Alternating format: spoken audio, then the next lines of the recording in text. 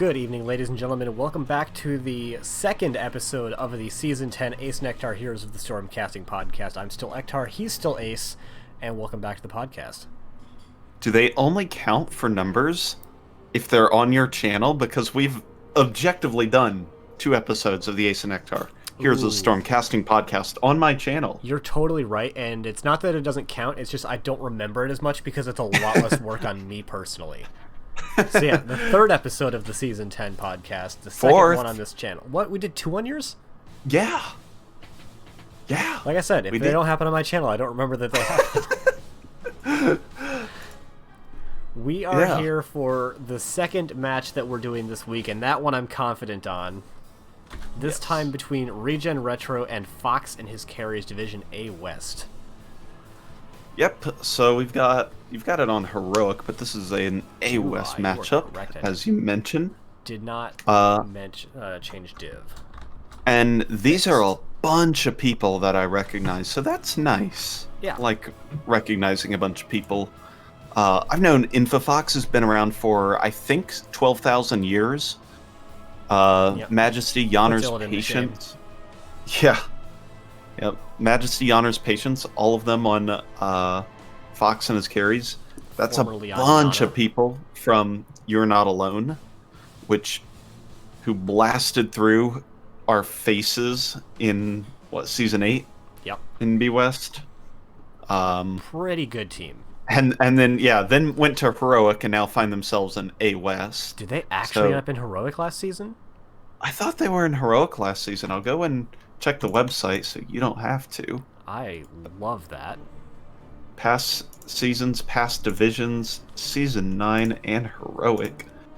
On the other side, we have, as mentioned, ReGen Retro, led this season by Zammy Bars, but joined with many other ReGen standards.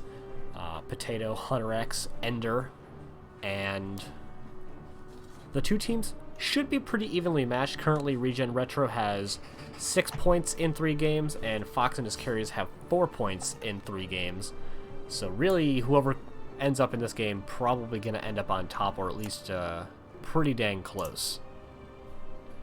Yep, good close match. Should be here for us today. I'm still looking, by the way. As mentioned earlier, this is a Division A West matchup, which is our only double round robin division, so these teams will play each other a second time later in the season as well, so definitely check in for that rematch and see if anything that we learned tonight ends up being reflected in that second match.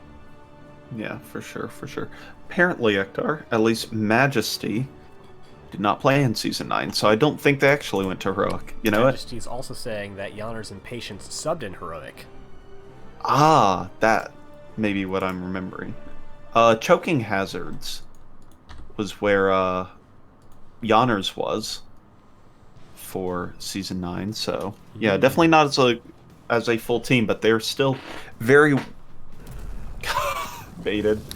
very well versed in these high ranks of NGS play.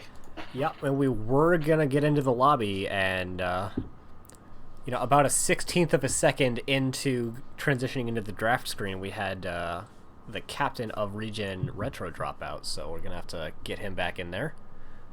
Yeah. But because we haven't mentioned it yet, and we're going to be getting into this first map on Dragonshire, we have not mentioned how, in fact, it was that we got here. The coin toss was won by Aaron of ReGen Retro, subbing in for Captain Zammy Bars. He opted for first pick because all the teams do. Fox and his carries banned out their signature ban of Volskaya, ReGen Retro banning out their signature Braxis and BOE, and finally Fox banned out Cursed Hollow as well, and they're taking us to Dragonshire for map number 1, and I find that to be a really exciting first map. Yeah, I personally think, and maybe I'm wrong, but I think Dragonshire leads itself to the most individual matchups of any of the maps in the pool, where you have lots of complex rotations, where you have to control both top and bottom while also not missing as much soak as you can in mid. You split people, you rotate top, you rotate bottom, there's a lot of camps to get, and there's a lot of counterplay to capturing the objective. So personally, and unpopular opinion in the Lurk Patrol group, I personally think this is one of the coolest and toughest maps in the game. I think it's cool. I think it's tough. I think we don't play it very well. Yeah, I mean, fair enough. Personally, but everything you said, that's all well and good. The reason I like this map for this matchup in particular is because Aaron has played the Lost Vikings on it. Ooh, that's very exciting. Well, They goodbye, Aaron's Lost Vikings. ReGen Retro have played this map twice. They played the Lost Vikings on it once, and I think they lost with it, so they might not be inclined to do it again. But you know what? I love a Lost Vikings game, and I will spend entirely too much time observing top lane if it happens. I'll make sure you attach to my camera so that way you can not be distracted by the Vikings play. Good luck with that. Unlucky. So, yeah, I haven't heard anything about ReGen Retro's captain again, who's already delayed and delayed again, and we will call the judges in just a minute. So, yeah. Yeah, hoping that at least maybe he's still in Discord, and at least then the maybe members as a of restart? ReGen are able to still communicate with him. Not responding on Discord. Fantastic news. Maybe he just couldn't resist that green triangle on the upper right-hand side. Is that what it is? I thought it's like an arrow, isn't it? Yeah. Oh, it's a download, obviously. It's a download sign. Yeah, which has a triangle in it. It objectively does not have a triangle. It has a line down and a V. Like that, but down. Objectively does not have a triangle. It totally has 2/3 of a triangle, and you know what? That rounds up to one triangle. That's a biangle, Ektar.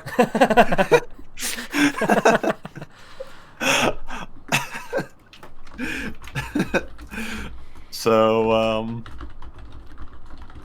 not responding on Discord. I guess they're allowed, as long as the other captains are fine with it, they can take the time they need. They want to let it be. They have the right to take a sub or... Such as it is, we are 20 or minutes forfeit, behind the initial scheduled start time, so if Fox and his carries want to push for something, then they're kind of within their legally rights allowed to. To. But legally, after 15 minutes, you can go home. yeah, it's I think it depends on how long the match is going to be. Like, if it's going to be a 2-game series, you can leave after 10 minutes, but if it's a 3-game series, you have to wait 15.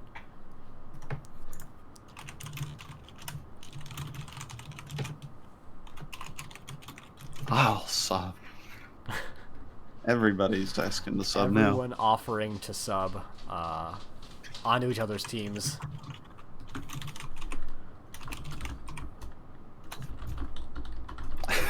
Move Ace, let's go. Wait, aren't you casting? Yes, indeed I am.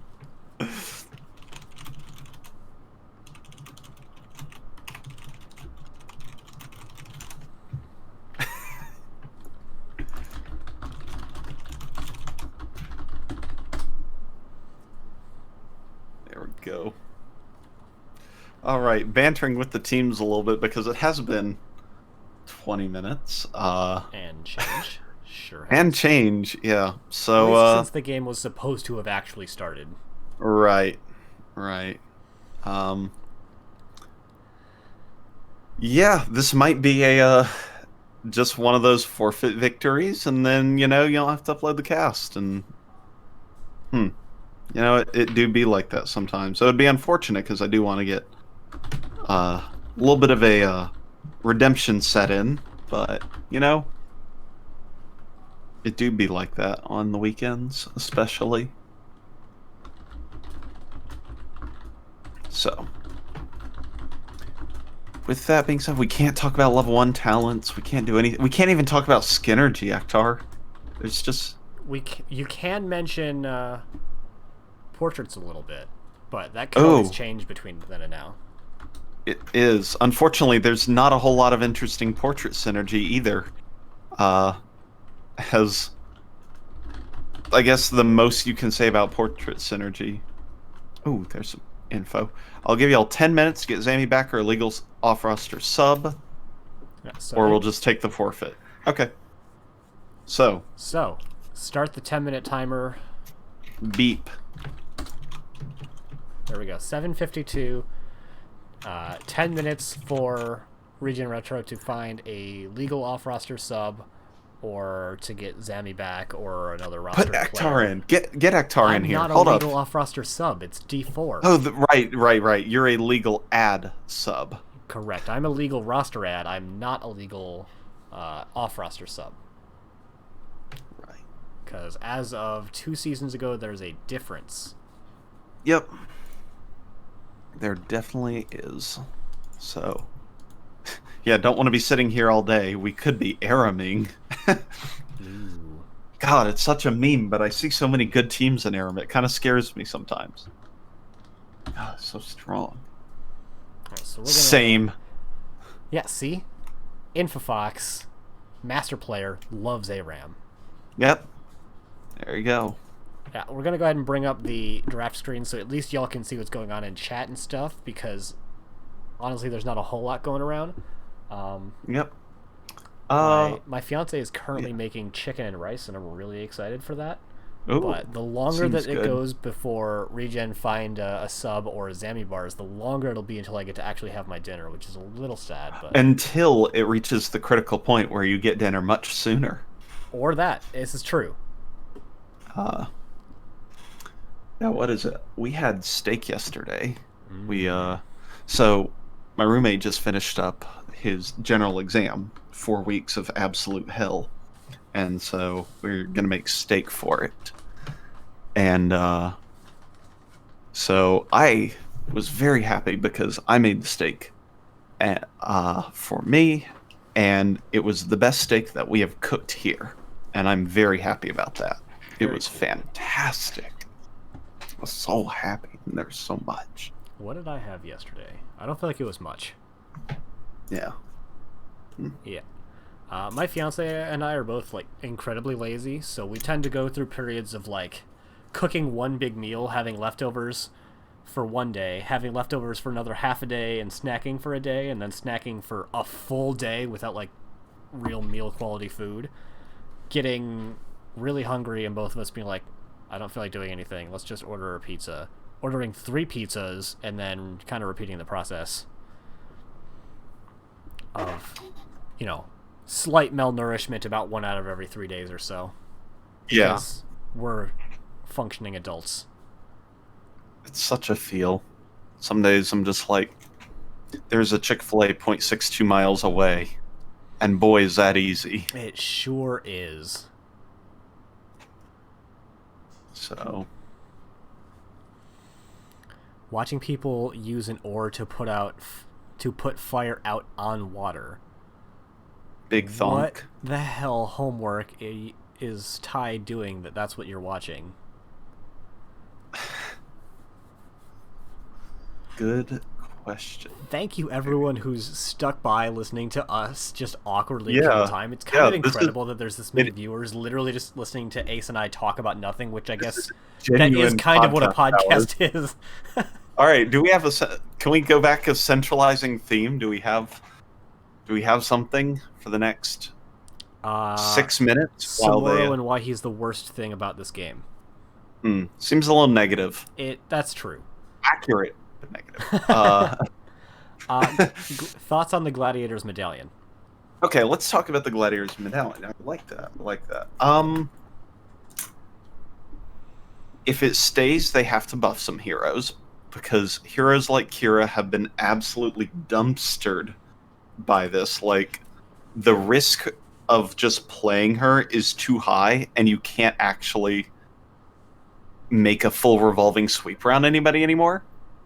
But overall, God, it leads to so many good outplay moments that I really like it, but I also really don't like it. I don't know. I'm really split on it. Like, you can do Unstoppable Dark Conversion, which is not a good combo, but it is a combo. You can make really key engages as tanks unstoppable, and your opponent just can't deal with an engage every 300 seconds.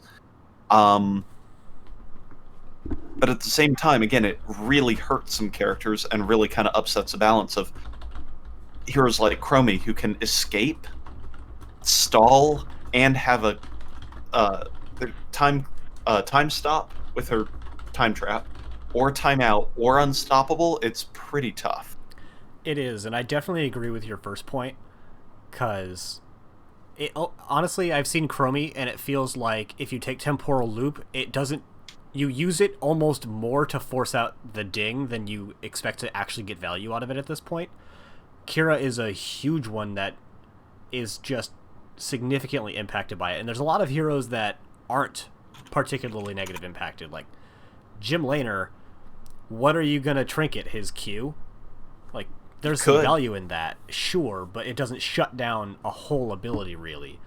Right. So there's definitely a couple of heroes or a couple of abilities that need to either get some kind of a rework or shift the power budget to other parts of their kit to make them a little bit stronger. And Kira, I think, is probably one of the prime examples. Yeah, definitely agree with that. Looking right now, Kira has the second lowest win rate in Diamond Master. What was she in the previous patch before the trinket got put in? Does it not show win rate difference? I will go and check that and increase the sample size by 1. Okay. Patch. Let's go check. Loading. Third worst. So not great. 47.23 to 43.27 though. Okay, still big drop. Minus 4%. It's a really big drop. Over sample size is 550 games on Kira. The only hero lowers Nova at a 40% win rate. What a meme. You love to see it? Question mark. Yeah. You also hate to see it. I don't. I love to see it. Yeah, Deckard down there in the dumpster tier. When did Mal'Ganis reach the dumpster tier? I don't know. I felt like he was good for a hot minute. Yeah. And then he just fell off the map in a big way. Yeah. And I don't entirely know why. Like, he is bottom tier, bottom 10. When I talk about all these heroes, I'm talking bottom 10 of Diamond Master, leaked for the last 3 patches combined. Genji in the dumpster tier. Nova actually removed from the dumpster tier. So maybe that was just one patch anomaly. Hanzo down there, but obviously shows different play in coordinated. Yeah, and in Dragon's Arrow is so strong if you have the ability to combo with it. Yeah, but Mal'Ganis was such the hotness for like a month or two. Yeah, did he get a nerf or something? Like maybe, I don't know. Tank nerfs in the chat. Yeah, there are a lot that happened in the Tankpocalypse patch. Kind of hit, and I think that's when. Ooh, that could be, yeah. I don't know if they hit him in that patch though. Let's get heroespatchnotes.com. I'll not cop them. It's a great website. Heroespatchnotes.com for every Heroes patch notes from the beginning of time. Yeah. So July 25th. If you want to know when it was that they made it, so Nazebo's spiders no longer spawn if you don't hit a target. Heroespatchnotes.com. Coincidentally, is the same patch note where they took off the ability for Vile Infection to apply damage onto heroes from auto attacks until you complete his level 20. Jason just logged on to Heroes of the Storm. I wonder if there's a chance that they're pulling him in for this match. Statistically unlikely. Very unlikely, but you know what? ReGen is a family team, and Jason is definitely one of the matriarchs. And, yeah. I wouldn't be terribly surprised if that was what was happening right now. Yep. I'm trying to think. I guess he got dumpstered in the June 23rd. I think that was a Tankpocalypse patch. Yeah. Where they just shook everything up. Where Johanna became not tier 1 anymore for the first time in a hot minute. Yeah, same with ETC. Oh, it's just a Heroes rework. That was the rework for Mal'Ganis. The little mini rework. You remember when they, you remember when Rules Committee had to deal with that one? When it was like a really mini, really miniature rework. Oop, got E-Day from, I don't know what AO is. Probably another team, obviously, but... Presumably. It's probably not Annie Oakley. Amateur Opponents. What team is that? Oh, that's I know the name, but I'm not familiar with what division they're in. my timer is at 9 minutes and 50 seconds as he logs I'm in. cool with that, and they're B Southeast, which means it's totally legal, assuming he meets all of the prereqs. Let's check. Yeah, doing the check. Here. Plat 4, plat gold, plat done, approved. Has sufficient games played. All right. All right.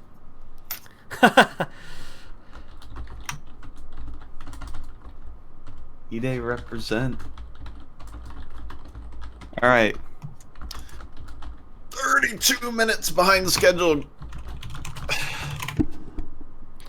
All right. So this officially counts.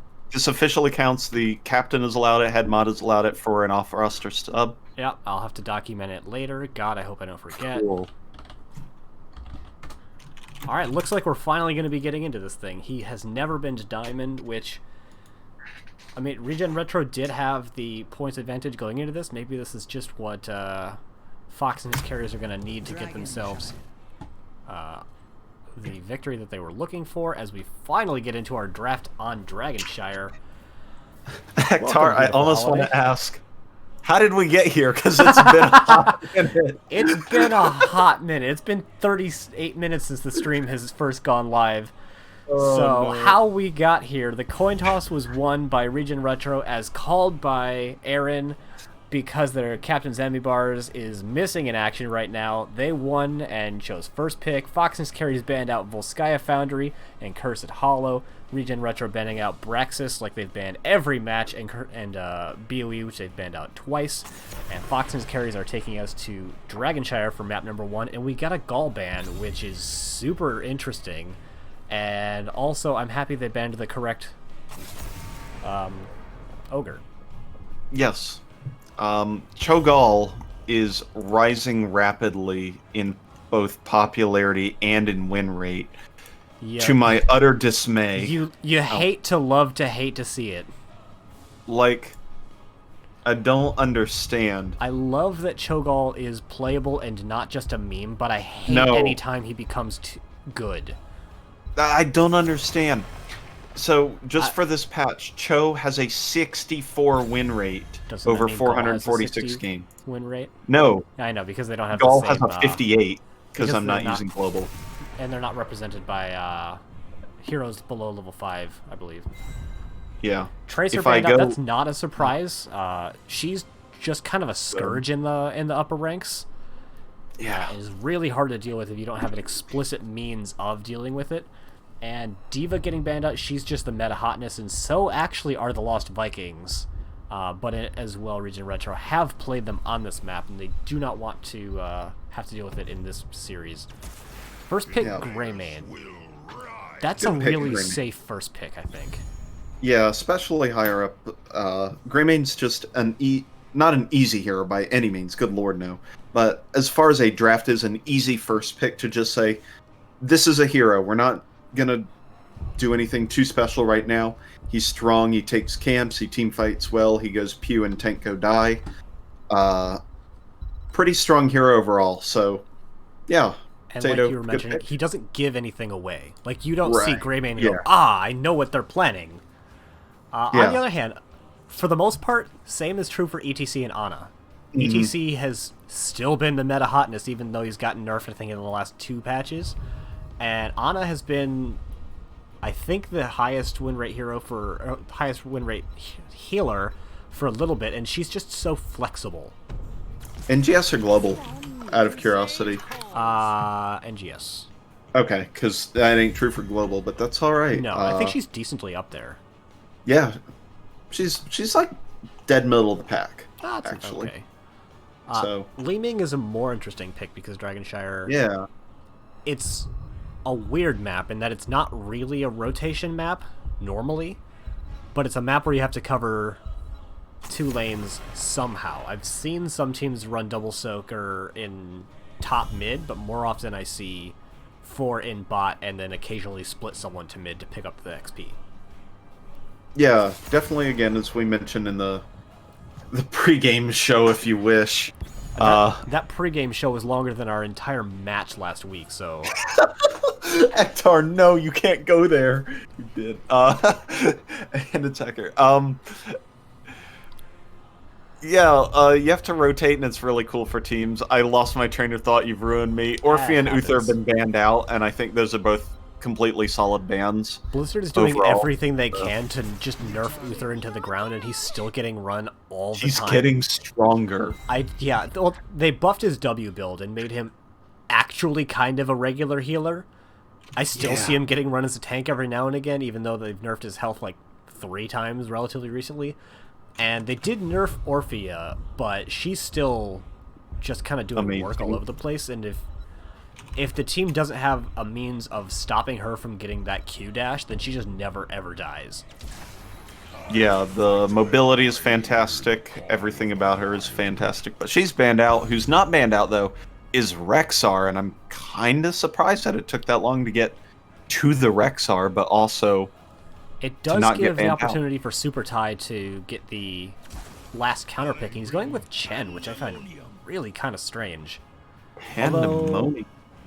I think Chen doesn't have a great win rate overall, but he's got actually pretty okay wave clear, and he can kick to and from the point with his Q, so holding both might not actually be that bad. Plus, he has manaless abilities and sustain, so it's hard to just run him out of resources, so I kind of like it. Yeah, I do too. I always like a good Chen play. I think Chen is actually secretly, not so secretly, one of the strongest heroes, or one of the stronger, but also one of the harder to play heroes in the game, because his gameplay loop is so different. Yeah. And you can just run yourself out of resource and then have to stand in the opponent's lines and stagger and drink at the same... It's real bad. If you get messed up, but good Chen play can be very rewarding, so I'm curious to see that at a Super Tai. Shout out to my favorite Chen player, Valimar, who I've had a small degree of just kind of... He's just one of those players that I pay a little bit more attention to than most other players. After he thrashed me in Not Paradox's 1v1 tournament a while back. Yeah, that is... He's also once an offlaner, now a healer. Yeah. Yeah, incredible. All right, after 44 minutes of anticipation, we have, for the first time tonight, spawning in the left-hand side in the blue trunks, ReGen Retro, with Hunter X playing Leeming, Potato is playing the Greymane, Ender is playing the Rhaegar, Aaron is playing Rexar, and from amateur opponents is E-Day on the Johanna. And on the right side of the map, in the red trunks, we have Fox and his carries, with Infofox playing the ETC, Majesty on Chromie, Super Tai on Chen, Yanners on Raynor, and Patience playing the Ana. As much as it's a little annoying that we had to wait for this long to get this match started, since Eag Day got picked up for this match, we've had 6 more viewers consistently. So shout out to Cactus Ham, 8-Bit, and Beautiful Holiday for hanging out in chat since that occurrence. I appreciate it, everyone. That's a very early button getting used by Potato to get out of that CC train. He's already down to half hit points. Yeah, that's a little bit of the danger of Greymane engaging in on level 1.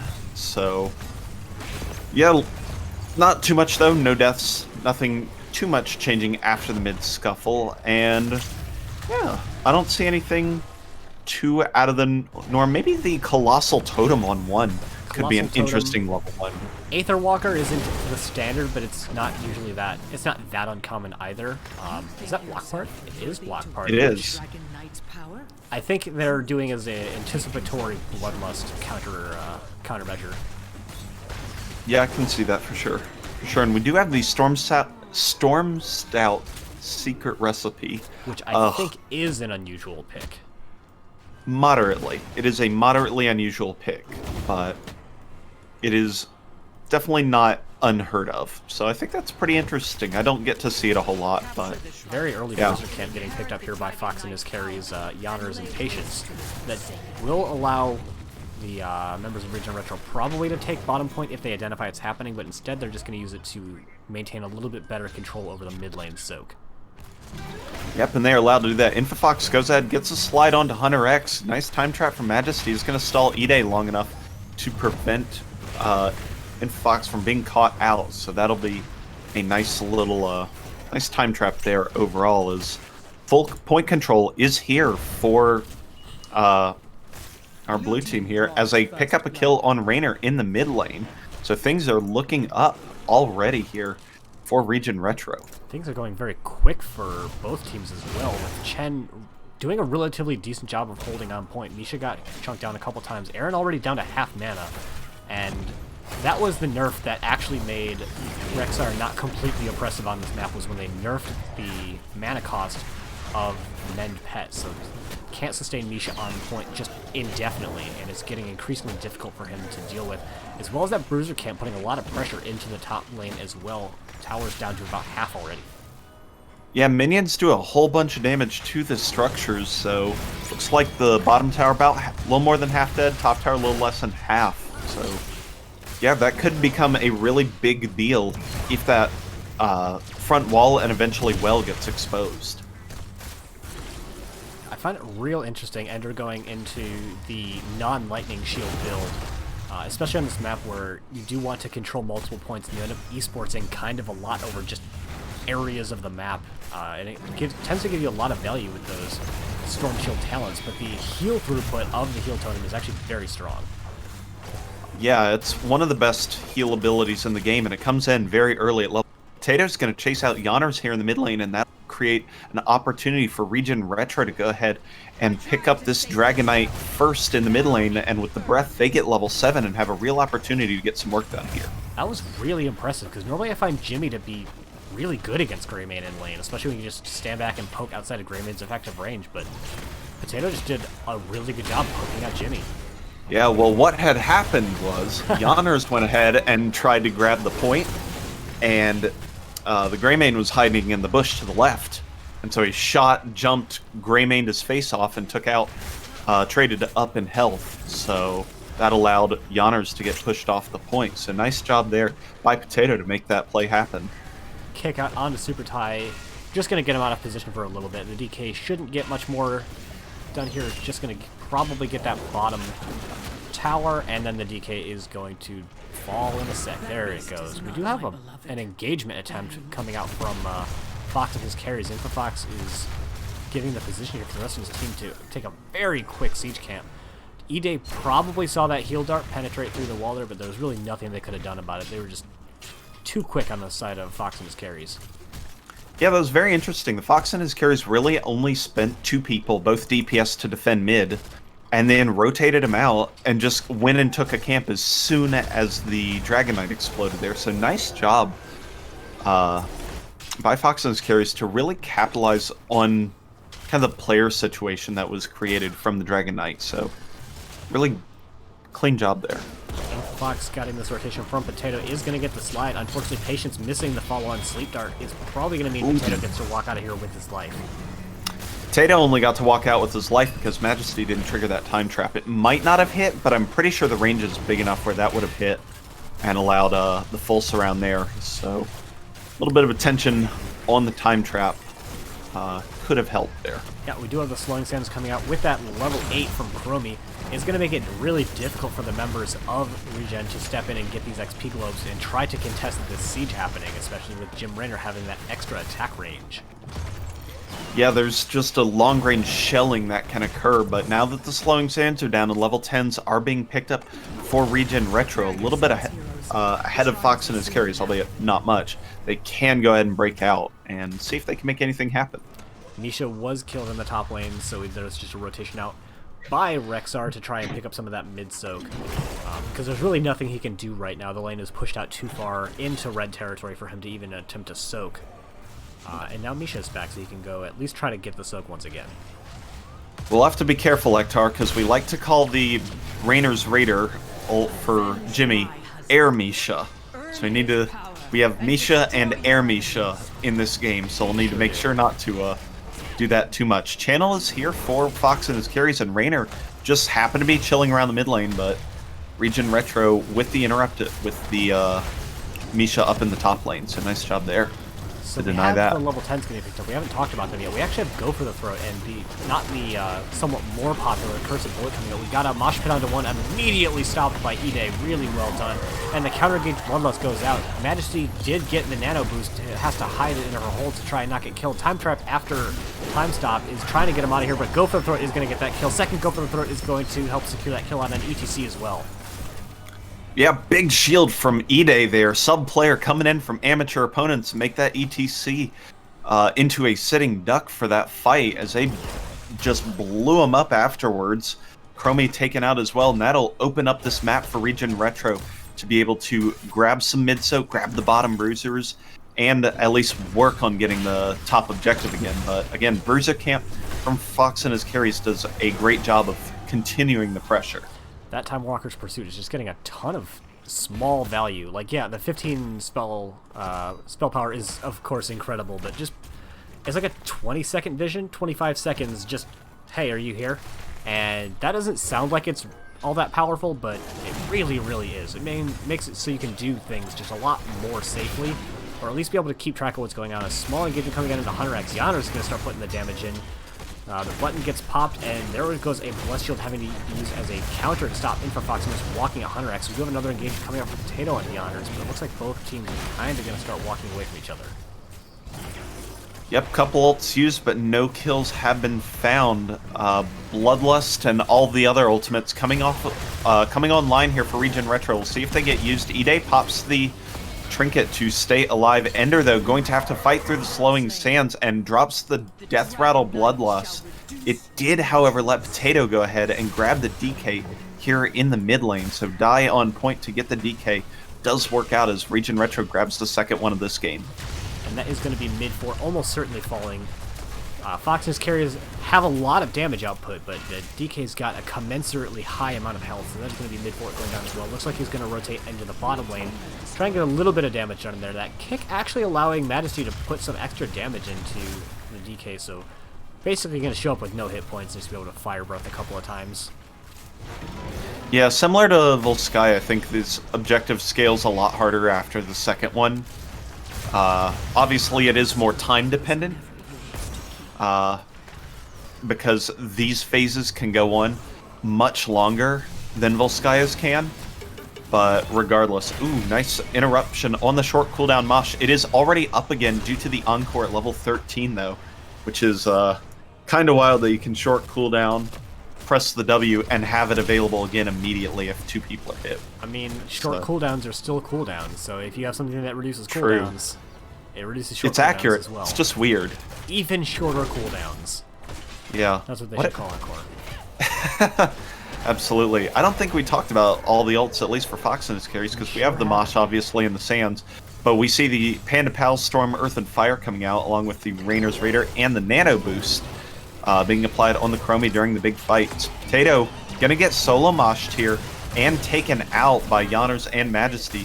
Nano comes out afterwards trying to secure a couple more kills, playing nice and safe from below with the slowing sands underneath, so is able to escape any kind of counter engage. And Infox going to go ahead and pause this game, and you know what? They can do that. Headset is dying. Oh, man. Very familiar, not personally, but my captain's former headset would just die sometimes and release a horrifying sound every time that it did. Thum. That's when it reconnects. It just thrums. Hopefully, if it's you're not supposed to insert that in the headset. Pretty sure. Ooh, oh, because the pause. Oh my. Or the thumb up, or thumbs up. That also doesn't work. All of it. Don't do it. Yeah, don't put your thumbs inside your headset. Yeah. All right, teams are ready, so just a minor delay. Got the ready from Infofox. Hopefully going to get a ready real soon from ReGen Retro, obviously. We are, in fact, still ready, but we are only observers, so we cannot mention it. The 3, 2, 1, go comes out, and we are back into the action. All right, wouldn't want to be away from action for too long. We've already had our fair share away of that. from the action, but then once you're in it, you're in it. Oh, okay. So it's like a bad Michael Bay movie. Are there good Michael Bay movies? I can't come up with any off the top of my head, but that's because the only ones I know are Transformers, because I'm actually fairly illiterate when it comes to that stuff. So, that's the fair first enough. one that came to mind for me as well. And you know what? I didn't hate the Transformer franchise, so I'll take it.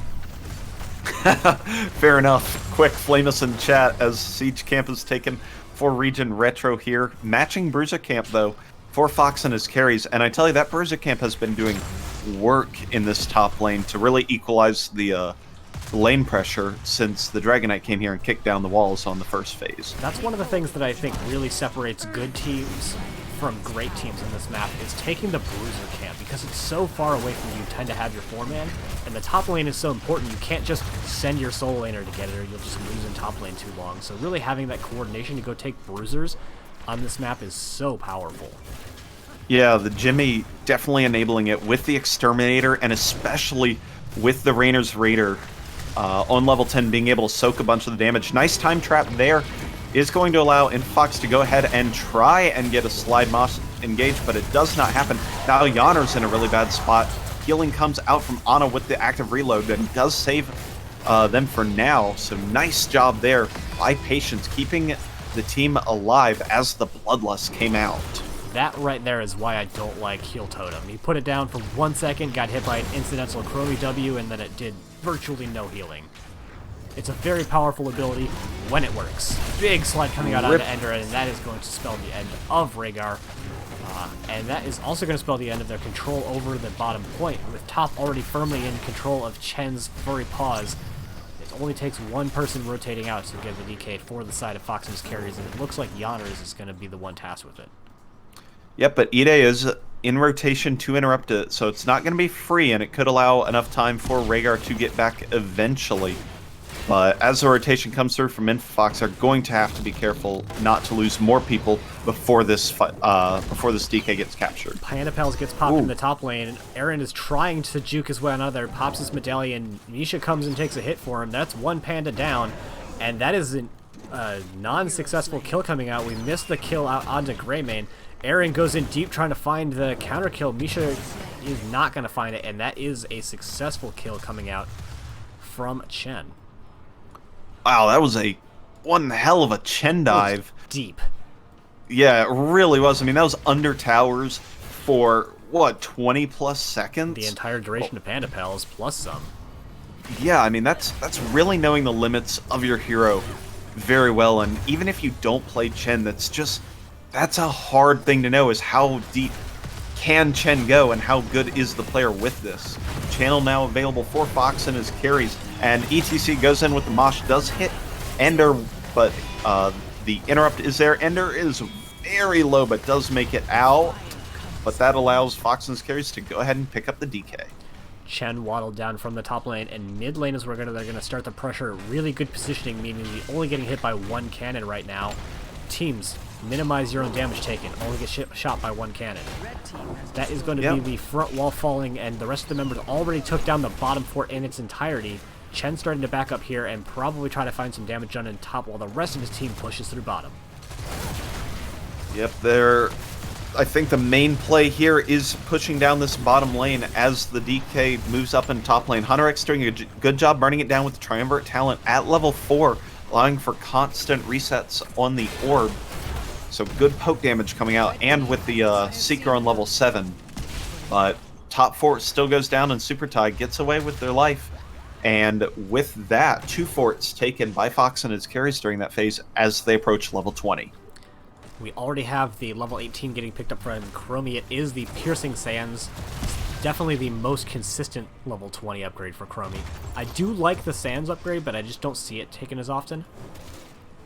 Yeah, I think it works really well if you have a second spell power damage dealer on your team, when you can kind of just use it as a burst damage kind of tool, where you just plop it on the person, and they just immediately have their armor cut into pieces. So, yeah, I think that's when you see it more, but still, Piercing Sands, very, very strong as Jim.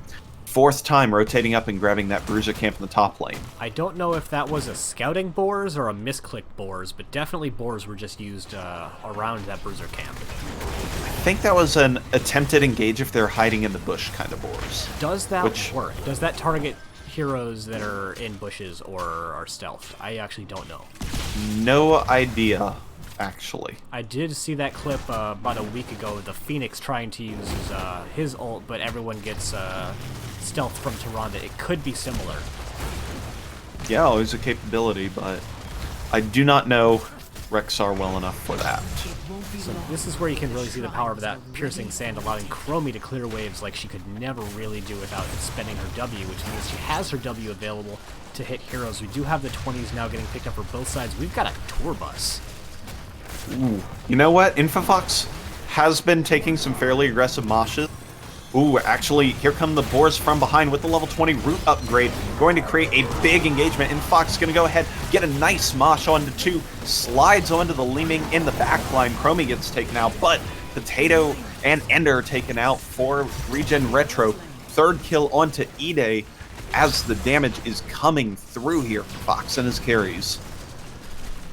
There was a lot of healing done there through just the nano infusion.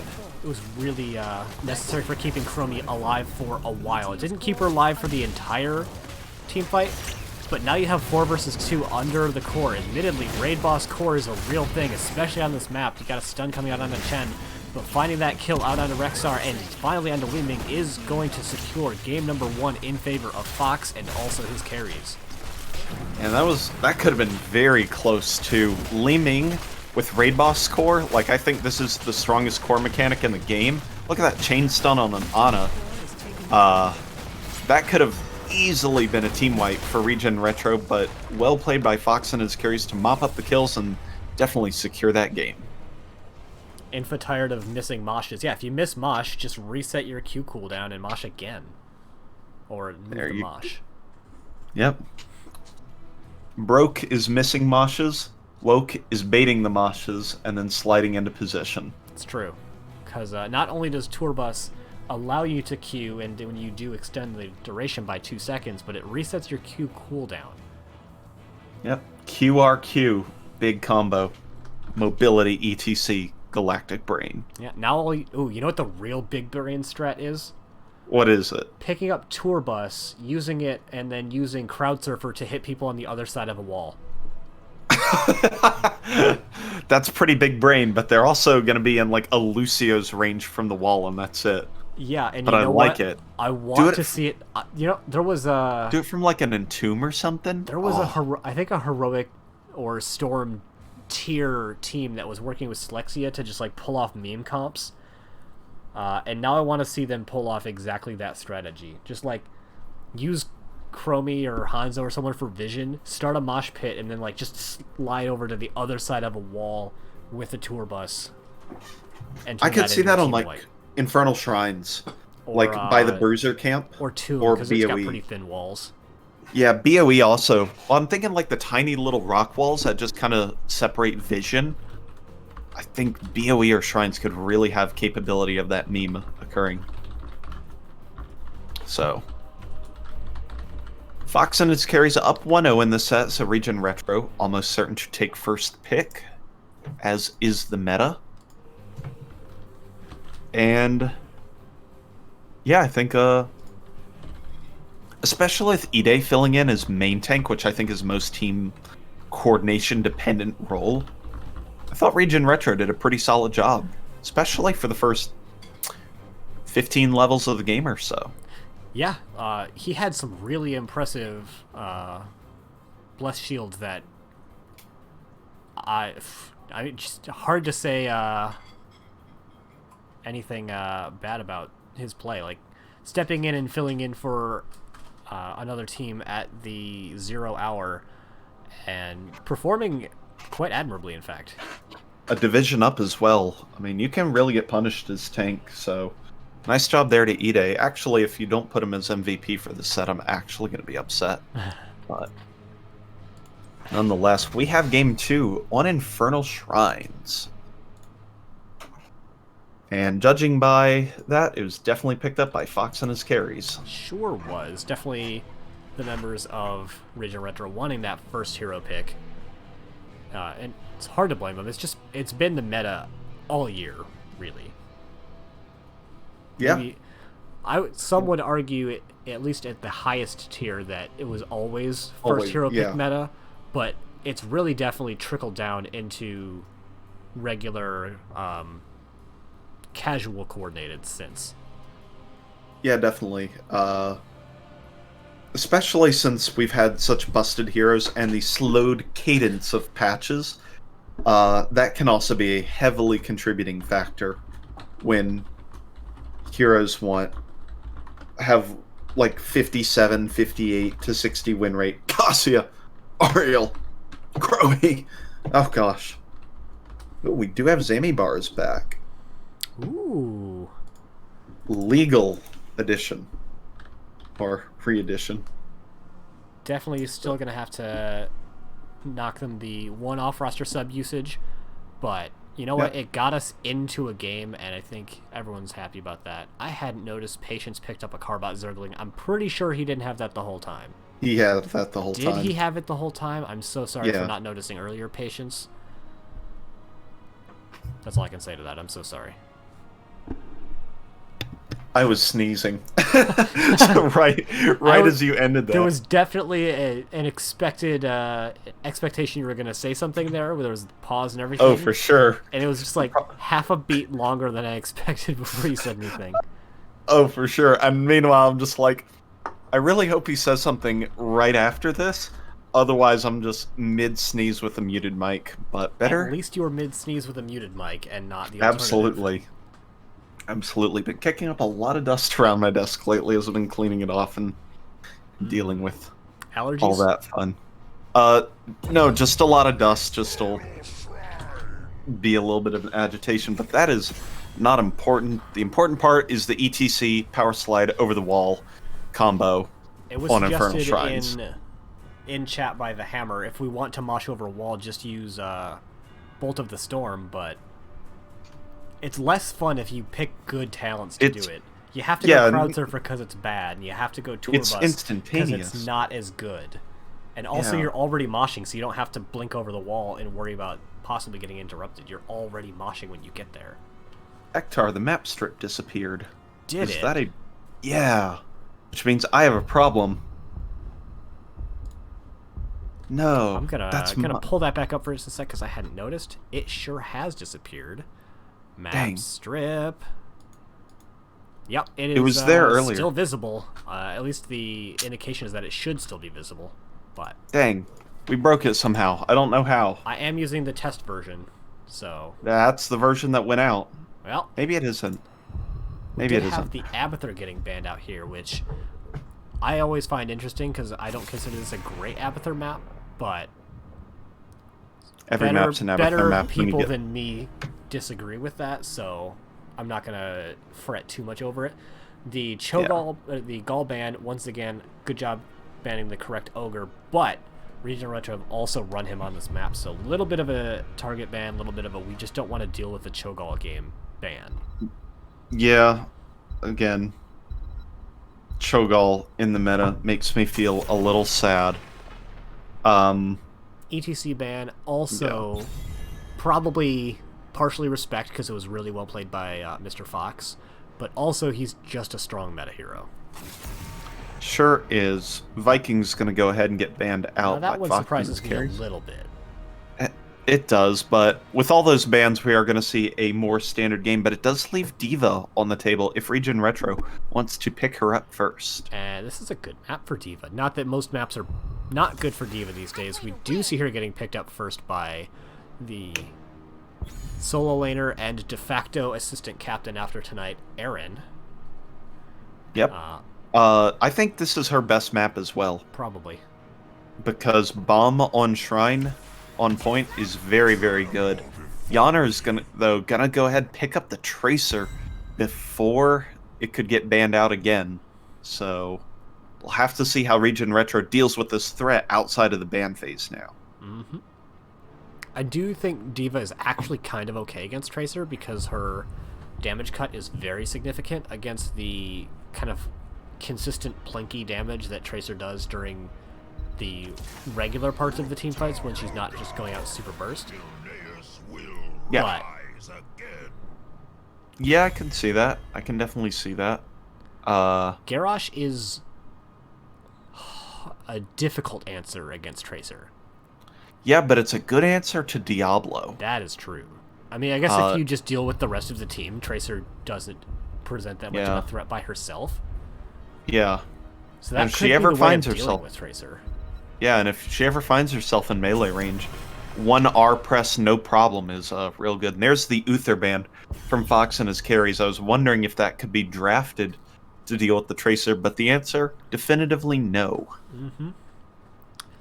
I like Brightwing, but I always like Brightwing, and I'm biased, so I would be a little bit surprised if we saw Brightwing, but at the same time, I'd be ecstatic if we saw Brightwing.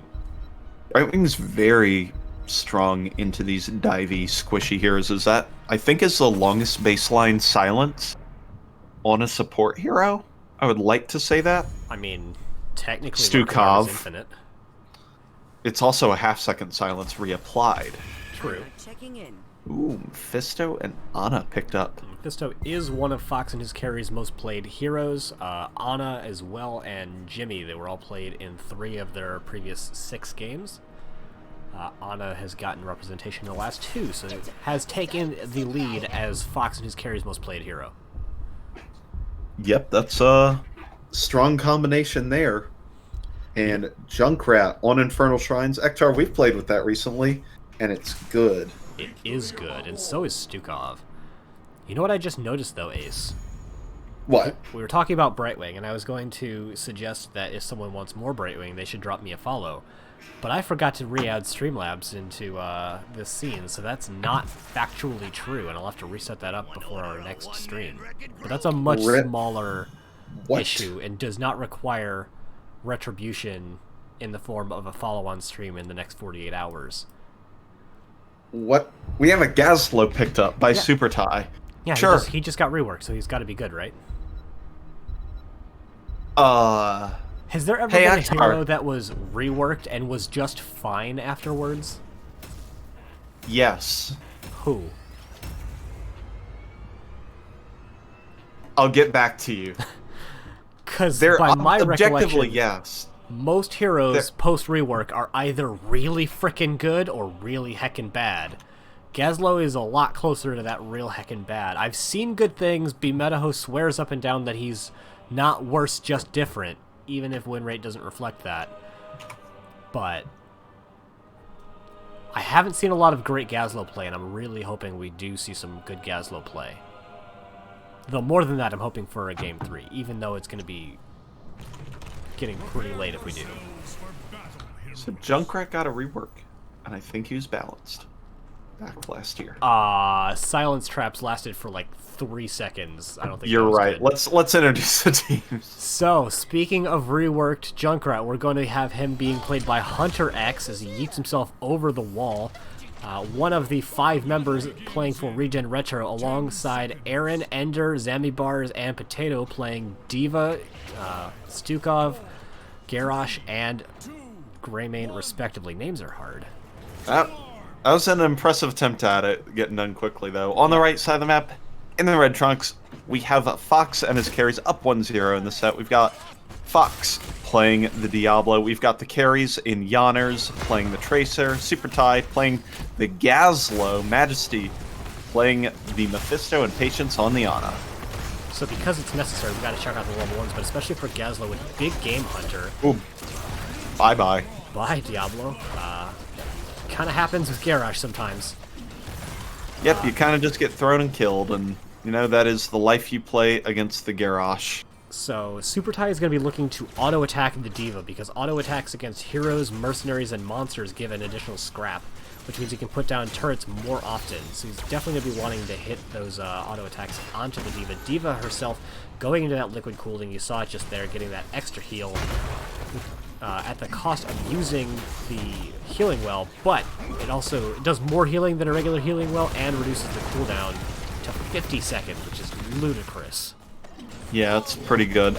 I do want to point out real quick while the teams are taking the camps, the siege tank turrets from the SCV skin Gazlo make me happy. I don't like a lot about Gazlo, to be real frank, but the siege tanks, That's good. Well done, Pretty Blizzard. adorable. We've actually got a really fast bottom camp getting picked up by the members of ReGen Retro as well. Mostly getting taken out by Ender, who doesn't take camps especially quickly at all. Even though Stukov has the highest auto attack damage in the game, auto attack DPS goes to Baby Tracer. Or, sorry, Baby Diva. Yeah, but I think Stukov still is in, like, the top 20. He is. He's of and auto he's the attack highest DPS. auto attack DPS support for sure. Oh, by a mile. Yeah, for sure. Nice sleep dart by Patience. Gonna go ahead and put the Garrosh sleep. Tracer already taken out, though. She got pinned back without a recall. Infofox in a whole bunch of trouble and is gonna get taken out as well. So 3 kills already for ReGen Retro.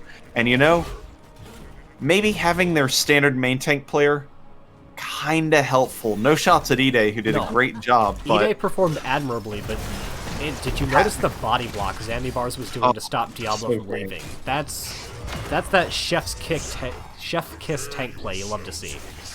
Yeah, and the coordination with the team to make it all happen was very good there. So, yep, just having that constant practice synergy, oh so important here in Heroes. I'd love to see this camp getting taken here. Potato down to 80 hit points. That Shaman really doing his best to get a hero kill, but not going to find it in this game. Holding the camp pickup is the members of ReGen Retro, picking it up just before their opponents who didn't have to hold it. They just capped it and started to go in. Greymane did have to go full back after that camp, and we see both of the bruisers still in the top lane, so no team putting a particular emphasis on starting this objective quickly. Yeah, that is the case here. We do have level 7 picked up on the back of those 3 kills by ReGen Retro, so they will have a small, not a small advantage, rather a pretty large advantage going into this objective, but they are down a player, which does cede them control of the point at least to start. So we have the trap build coming out and 4 and 7, the Chattering Teeth and the Sticky Wicket, which is the Silence. And I saw the makings of something great. Ender, in response to a trap, immediately threw out a weighted pustule, which makes me excited for the possibility of virulent infection combos later in the game set up by Junkrat traps. And that just sounds amazing and devastating, and it's going to go really well for them if it works.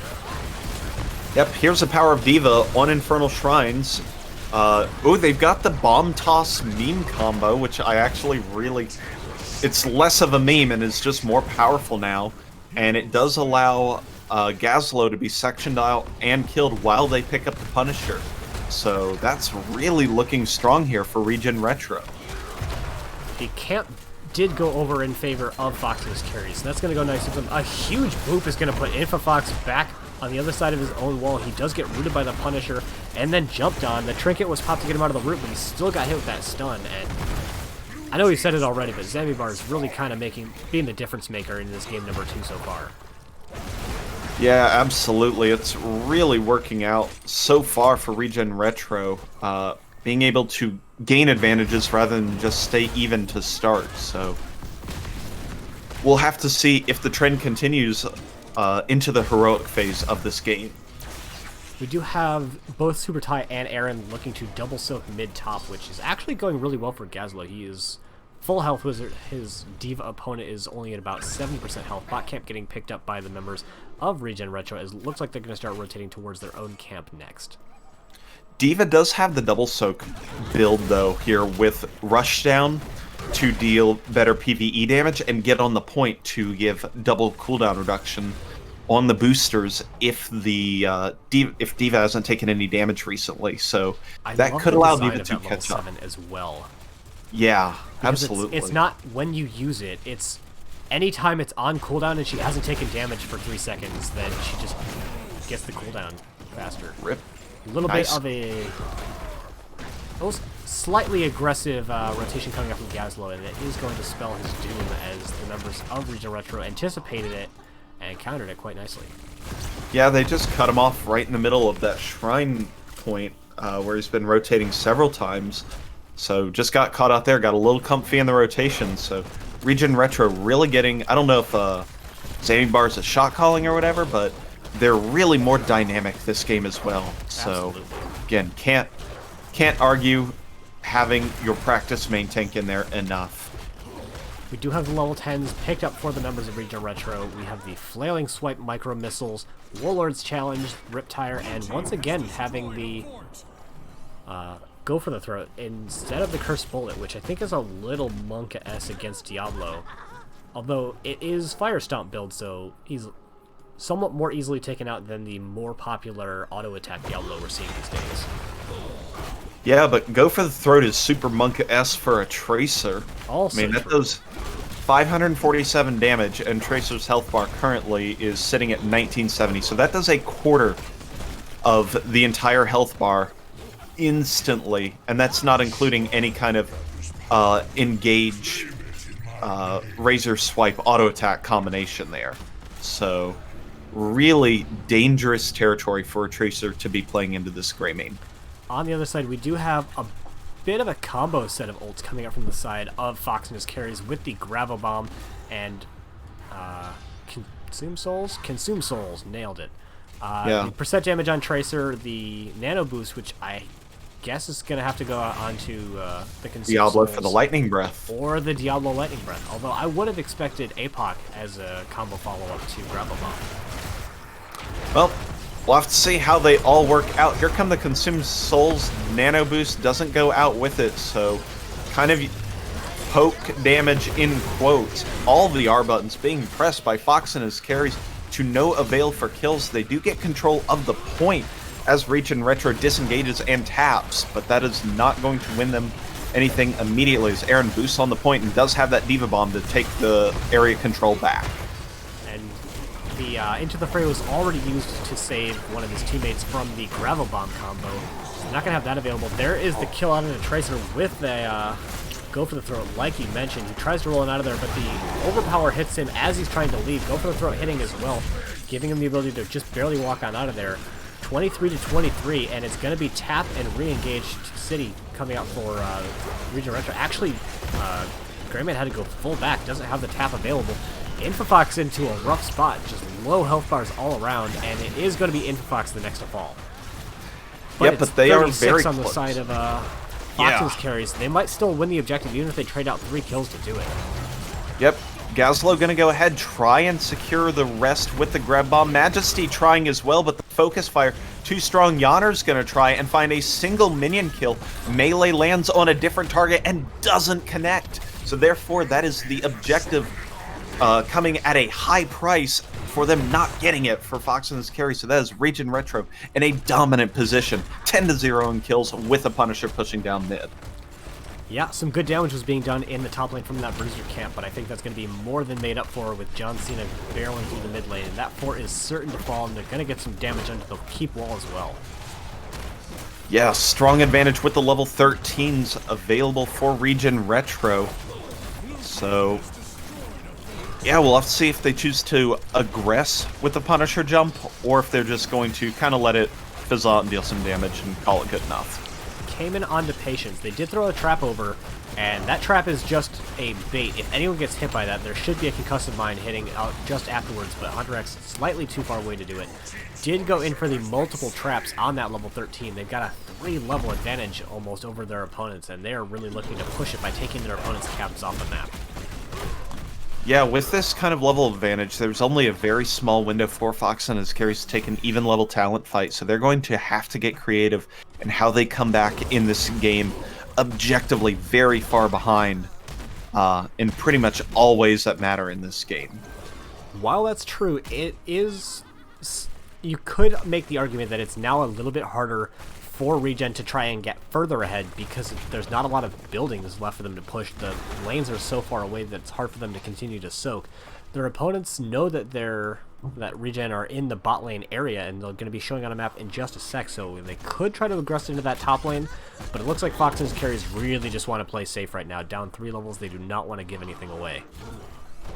Yep. Looking at level 13s and now 16s coming through, you did get the Virulent Reaction mentioned, but I also want to point out the target locked on Diva, which lowers armor during D-Matrix, opponent's armor, and reducing their move speed, so allows the team to get on top of heroes and really blow them up as they're being D-Matrixed. So, very interesting combo here. Yeah, and speaking of getting damage done, the only lane left where it's easy for ReGen to get damage done is the top lane, and that's exactly what we see happening. Aaron in here putting out that siege damage. His allies are rotating up there, but D.Va's already going to have it. Super Tie getting thrown in by that Garrosh. He pops the Warlord's Challenge, and that is going to be the first kill going out. There's an attempted counter engage coming out from Inferfox. Numbers of ReGen are kind of low, but Yonner's is lower still. Majesty receives the nano boost, and he's putting some good damage in, but Potato is going to survive. Yonner's is looking like he's going to get out as well. Majesty getting a ton of damage. He actually is going to pop the Consume Souls, but 3 levels of scaling is going to see both Ender and Potato survive with relatively low numbers of hit points. Yeah, And the scaling absolutely. That was a good team fight, objectively, for Fox and his carries outside the Gazelle pickup. But they took a 4 versus 5 and almost killed several people, but 3 levels of scaling is just hard. Yeah, that's about 13% difference. So imagine your opponent having 13 armor all the time.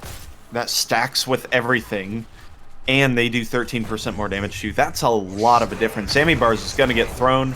Does miss the Warlord's Challenge onto the Yonners, so it traded out a recall cooldown for a heroic. Yonner's going to get jumped on by Potato and does finish off that kill. Potato doing so much damage with those Greymane autos and the go for the throw. And now Inferfox taken out with the Junkrat Mine. Mephisto taken out as well, and ReGen Retro marching down this mid lane.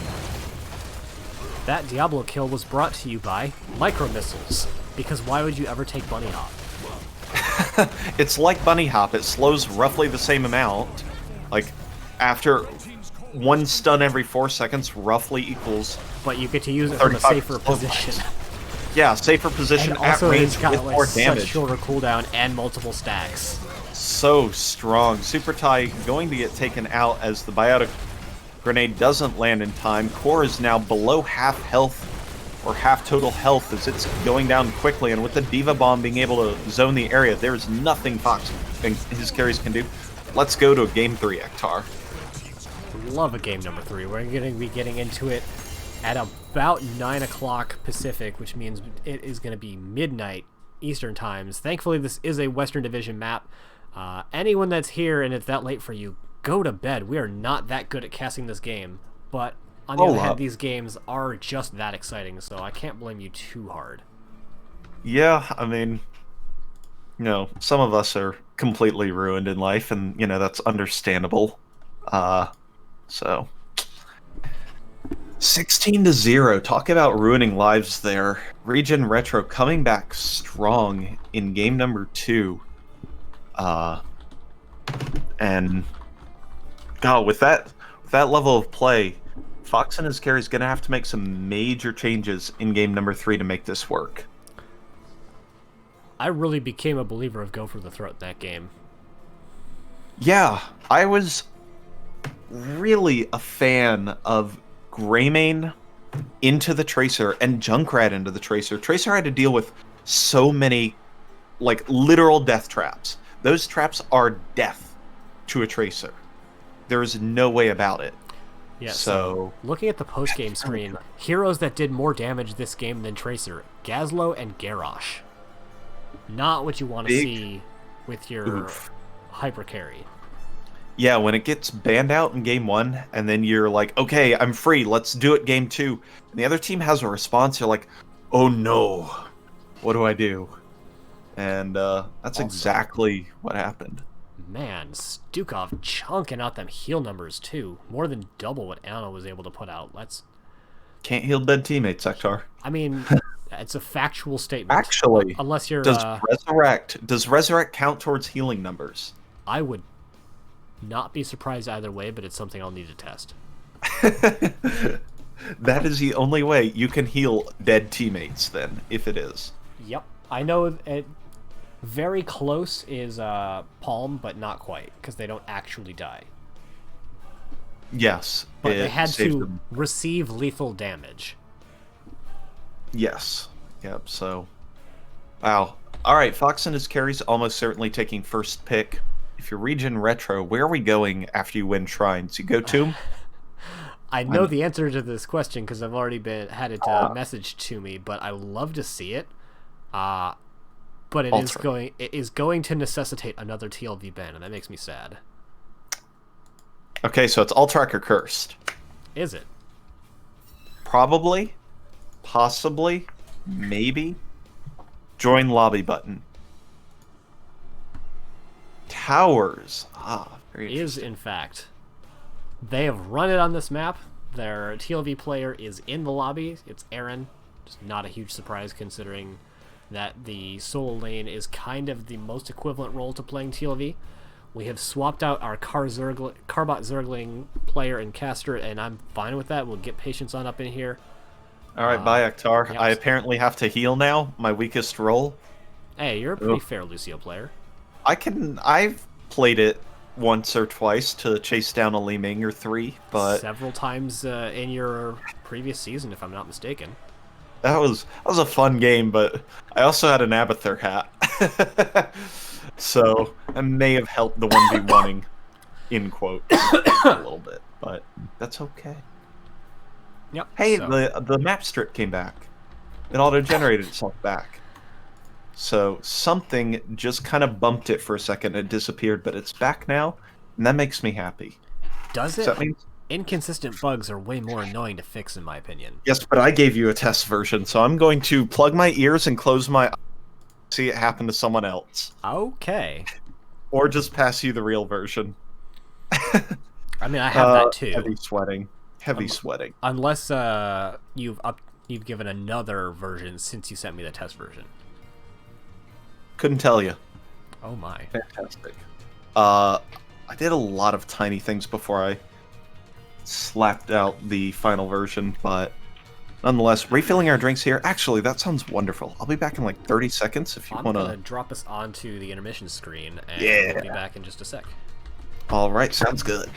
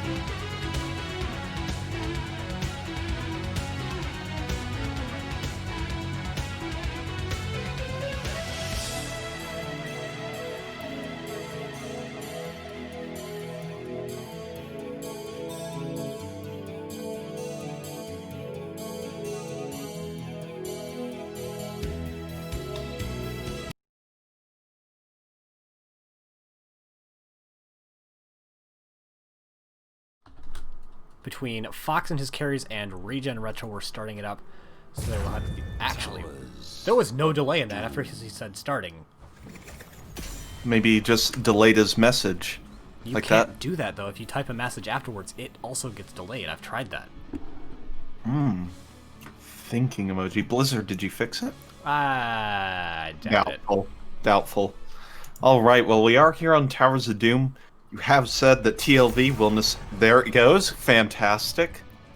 If TLV you has haven't dropped the Ektar Shock in chat as the least surprising ban of the evening comes out there, as the TLV getting banned out on Towers of Doom, historically one of their better maps, and they're just kind of good right now. So, I mean, You put 2 and 2 together, it leads up to a ban. Yeah, Vikings continue to be good after their rework. Abathur ban, pretty good.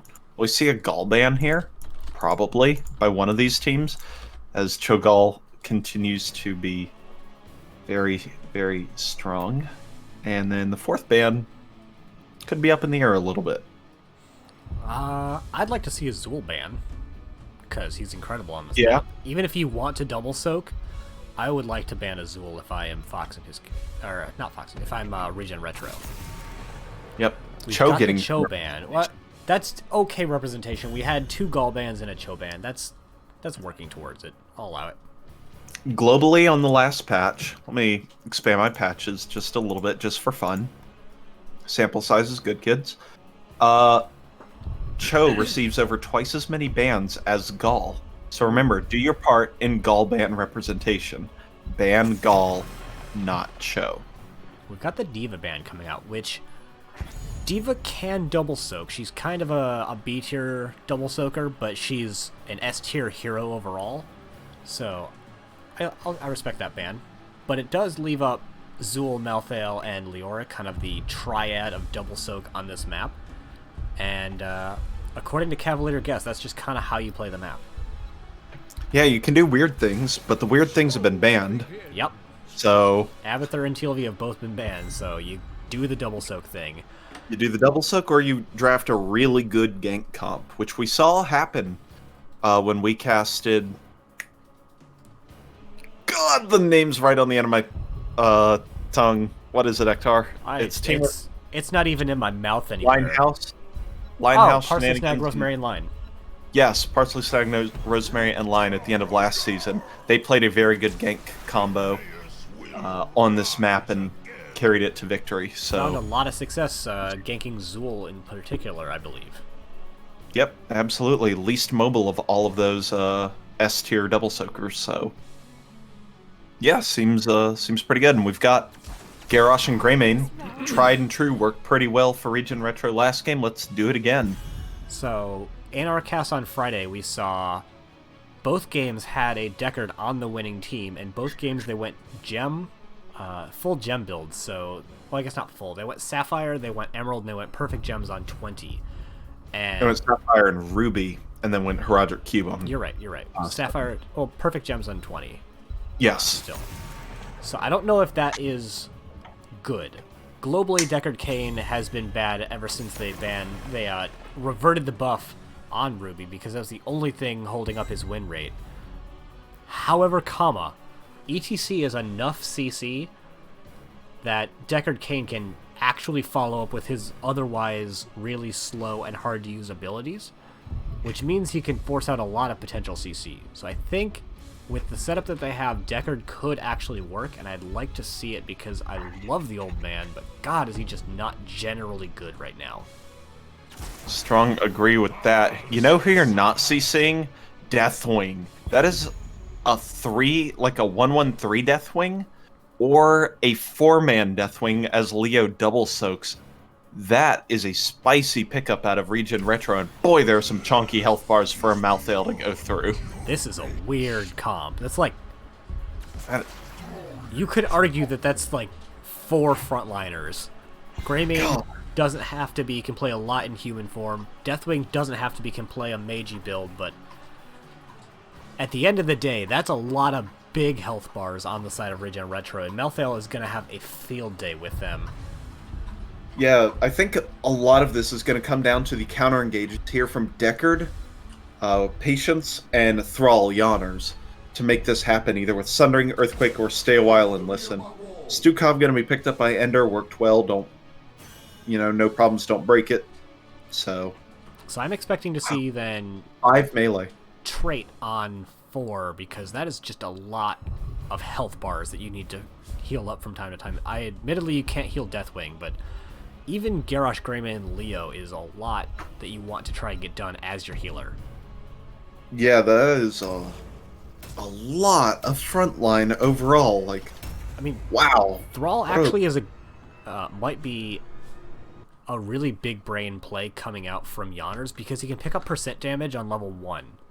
Yeah, and Was it 13 or 16 that he gets the? I think it's 13. He gets the old blood for blood, but now, you know. Oh, okay, yeah, I know what you're saying. I don't know what I it's don't know called. the talent name. Yeah, I'd have to get in game and or pull up a Thrall talent calculator. But we don't have time for that. We have to introduce teams. Speaking of introducing the team, spawning on the left-hand side in the blue trunks, they are ReGen Retro with their captain returned Zamibars playing the Garrosh. Aaron is holding down the solo lane, is Leoric.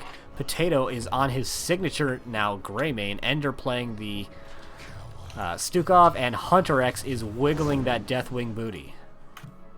And on the right side of the map, in the red trunks, we have Fox and his carries with Infox playing the ETC Majesty on Liming, Super Tai playing the super important Malthael, Yanners on Thrall, and Patience playing the Decker.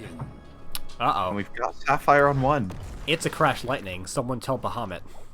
Uh-oh, Trash Lightning, did someone say that? Can we get a counter in chat? Oh, that's one. Infofox is going to get thrown in already. Does have the block party to reduce Potato's damage by a lot, which could have mattered, I think mattered a lot. The Super Tie deals a ton of damage as well, and whew, game's starting out fast, Ektar. Yeah, it's real quick going so far. Infofox trying to get a slide on the Aaron, but Aaron is already spooking through. Decker Kane finds a route onto Leoric, but it's not going to lead to anything consequential this early in the game. Yep, 2 stacks on the Crash Lightning, so did in fact get as far as an 8-minute, 33-second game of undisclosed origin. Yeah, undisclosed team versus other team. Yep, but interesting. I saw one other interesting talent. Maybe I didn't. We do have reactive Ballista Spores, pretty standard, and yeah, everything seems fine overall. Maybe I didn't. 3 Crash Lightning stacks. And Very good. using the power of his really lightly colored mount, Super Tai is going to out-rotate the heck out of Leo in the early game. Really until level 4, which is still the early game, but whatever. Both teams are taking their camps already, which should go faster for the members of Fox and his carries. And it has, in fact, Deathwing just landing now, actually, to help with that. Yeah, they see Fox and his carries see 2 out soaking lanes, so the invade is on, but Deathwing is going to Fire Breath the crap out of that choke point and prevent anybody from walking in. That is what Mage Build Deathwing does, is control zone very, very well. So, very Magma Breath? Is it what? Isn't it Magma Breath, not Fire Breath? Big you know toss what? in onto Infofox, but called no Molten follow-up Flame. is going to no follow-up going to go out into Molten Flame. I knew it was something lava-esque. Yeah, Fire Breath is very easy to say. When do we actually call things by their proper names here, Ektar? Seldomly. Buried Alive, that's when we get correct. That is very, very true. It's Ancestral Wrath on 7, by the way, for percent damage for Thrall. So No, the his other level 1 though, the like Earth Weapon, right, or the whatever. green one. Yeah, the green lightning one gives And you that. Blood for Blood is the Blood for Blood equivalent to 7. Yeah, Ancestral Wrath that is was percent later. damage. So, yeah, pretty strong there. First altar spawning up in the standard positions, bottom and 2 up top. And both teams posturing 4 around the bottom, and we'll probably just agree to trade out the top 2. Yeah, and they can always, if necessary, send a Deathwing into the top lane to help assist with that if they get it pretty early. Infofox getting thrown in, but there's just not a lot of follow-up for the throws in this game, and they're not close enough with the towers to get all that much value. Potato is about down to half hit points. The Ruby is starting to get a little bit of value. We have the faster rotation coming from Malthael, who is actually going to show up. Leo is just going to split out and continue soaking, so ReGen Retro need to get out kind of hurry. Yeah, they definitely want to make the run. Deathwing is going to slide his unstoppable way through. Leo going to join the fight here, so it might be a tap and recontest, but Ender's mana bar is non-existent, so the retreat is fully engaged, and Patience goes ahead and grabs the bottom altar and gives Fox and his carries a small lead to start this game. Yeah, but really nothing you can much comment on other than Leo soaked a bit more and Malthael helped them get the objective. Yeah, it matters, but it won't matter much. Yeah, it is. I mean, it's 10% of core. It's not nothing. It's just not that.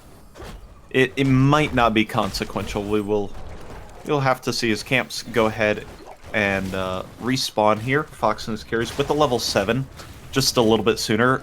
Really don't have to fear for an invade at all here, so they can just nicely take that and try and escort it in the bottom lane. It is, in fact, Ancestral Wrath. We've got Orb Build coming out from Li Ming, and we've got the Heal Cut coming out from Melvale.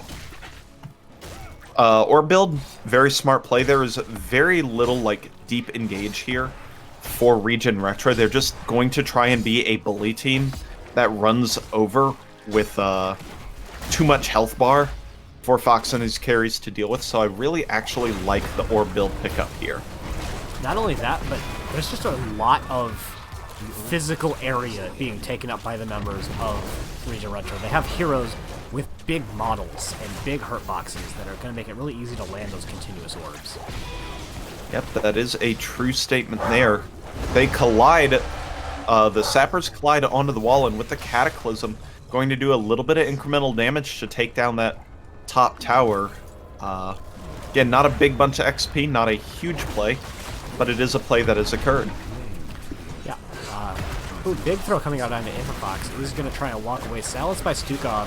Hunter X is going to try and get the body block. He's actually getting slowed in that lava pool. Down to 10 hit points was Infofox. Wow. Potato's trying to chase him down, but will not find that kill. Turning around, Hunter X is going to be the first to fall in this game. Thank you very much. Super Tie is pretty low as well. Is getting jumped on by Potato Aaron and is the next to fall. Ender's pretty low. But yeah, it's just even, and they're trying to make the disengage happen. And it looks like Ender's going to find that channel. Yep, ties this game up. I'm really impressed with Sammy Bar's Garrosh play. He is constantly throwing teammates out that need to be thrown out, getting throws on the right targets, dropping the Indomitable when needed. I mean, there's a lot of buttons to press on the Garrosh, and they're being pressed at all the right times, and it's been quite impressive to see so far. And as soon as you say it, he misses the combo onto Infofox. It do be like that sometimes. Ace. Well done. Caster cursed. Sorry. Gotcha.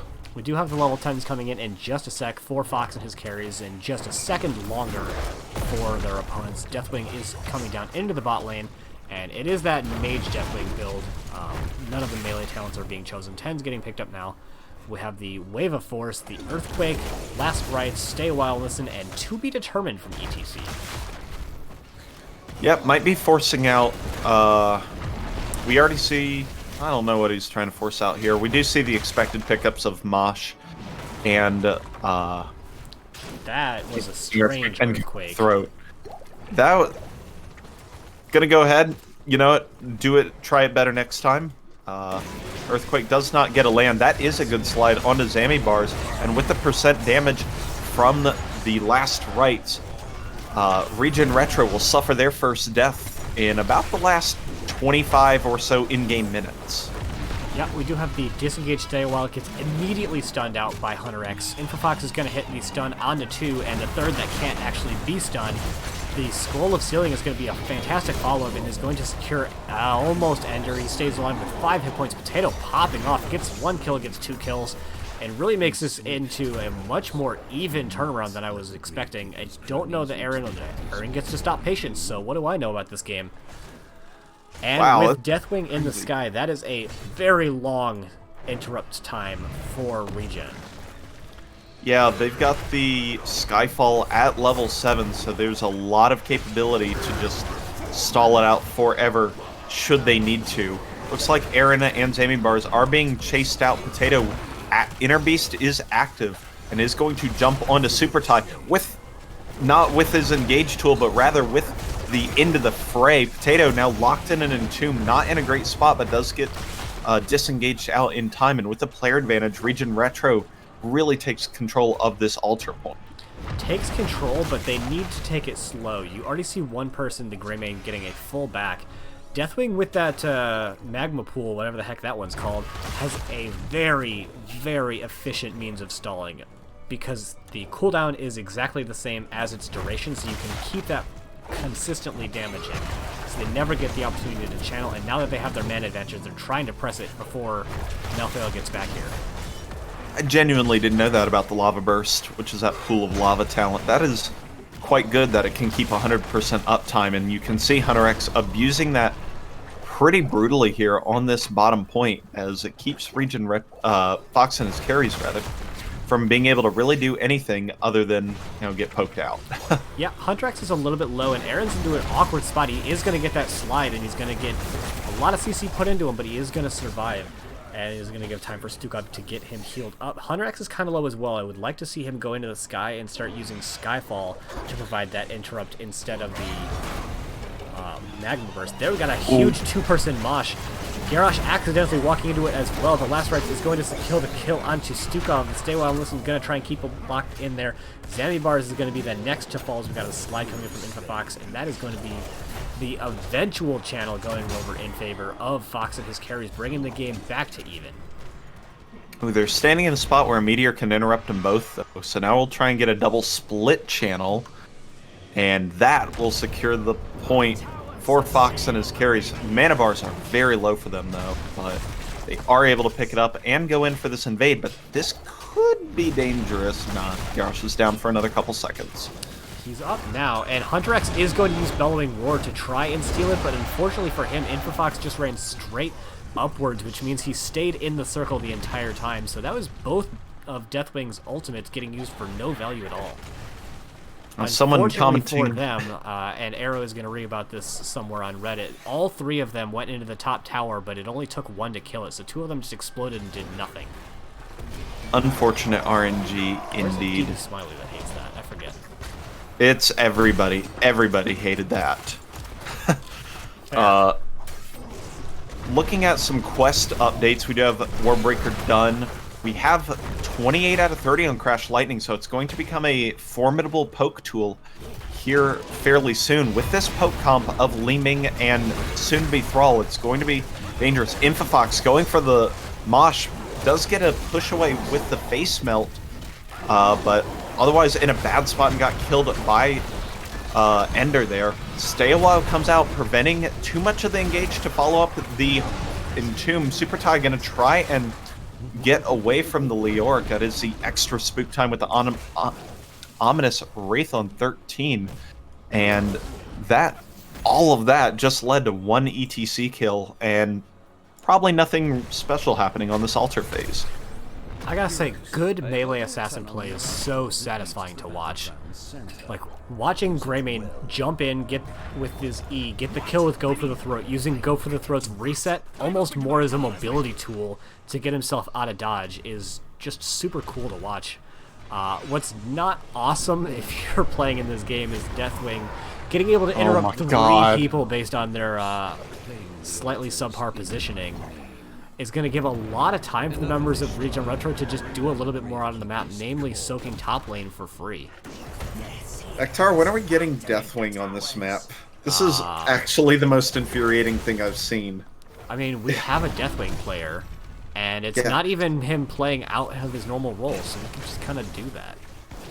Okay, don't tell anybody.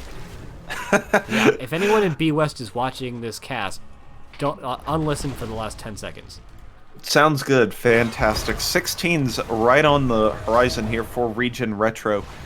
So they'll have, with that half-level lead, just a little bit more time at 16 to try and make anything happen. But otherwise, teams very even, both sitting on 24 core health and... Crash Lightning's completed, by the way. Oh, there we go. Big completion there. Majesty in a bunch of trouble. Potato can do so much damage with that Wizen Duelist. However, is going to miss another Mosh. Infofox, unlucky. Mosh Pit, and that is the reset of the Go for the Throat, as well as the Virulent Reaction hitting onto Infofox. Potato is pretty low and survives with basically no hit points, but gets killed from the damage over time. Ender's getting chased down by Super Tai. Zamibars is trying to get him out of dodge, and Super Tai is in a bit of a weird spot. We have the stun actually hitting from Deathwing. The Magma Burst is going to keep people in there as well. Aaron just causing all kinds of havoc in the back lane. Super Tai is still just skulking around in the back. I think Aaron is going to get the kill eventually here, though, and that is the Malthil going down. Yeah, that was unfortunate with the Ancient Blessings and Mosh Pit both missing out. They did eventually get the kill into Greymane, but was it worth it for that many buttons? Yeah, it definitely was pretty tough. And now the interrupts are going to have to come in aggressively from Infofox. Has to slide in early and put himself in a compromising spot. Li Ming being harassed by Zammy bars, but that'll get picked up eventually since Deathwing not in the sky, unable to just launch meteors at the problem. Huntrex is going to go ahead, fly in with the Cataclysm, and the combo onto Patience does kill the Deckard Cain. So that'll pretty much end this fight before it begins, and ReGen Retro going to go ahead, pick up this bottom altar, his top still being scuffled over. Garrosh on a mount. Name a more classic combination. Classic combination? Let's see. What's from WoW Classic? Somebody fill me in with lore, quickly. The Black Dragon Flight and betraying people. Alright, cool. There you go. Thanks for answering your own question, Ektar. Although we have the Black Dragon Flight in this game with the Deathwing being the progenitor of Netherian and also Onyxia. I may have pronounced that first one incorrectly, and if there's any WoW nerds, I'm sorry. Infofox getting tossed over. Don't you feel silly for not taking Crowd Surfer, as he is going to get killed deep behind enemy lines. Yep, nothing to be gained from that. We do have still a half-level lead here for ReGen Retro, and they're up a player, so they can see if they can't get something done on the map. No bell towers have been taken all game, so it's just been pretty standard play throughout. No team able to take enough an advantage to push down buildings. This is Neither team has a building push comp, though. In the late game, though. By about this time, ReGen Retro and Game Number 1 was starting to fall off in their effectiveness as their opponents were just kind of doing more than they could respond to. In this game, there is a small advantage for ReGen Retro. They're up about 2/3 of a level, but that ain't nothing to write home about, and it certainly isn't going to win a game. Yep, true facts. They've got to put the team fights together to make it happen, and it's starting here with putting more pressure onto Fox and his carries in the bottom lane as the sappers crash in, remove the front wall, and lower the bell tower to about 2/3 HP. Really good throw coming out from Zammy bars, stopping the ETC butt wiggle from finding out onto that mosh pit. A big bellowing roar is going to push Deckard and Majesty away. Mosh pit getting almost immediately interrupted by Garrosh, who finds a big taunt onto Super Tai, who is going to fall. Last Right's getting out onto Potato first, but does not find the kill.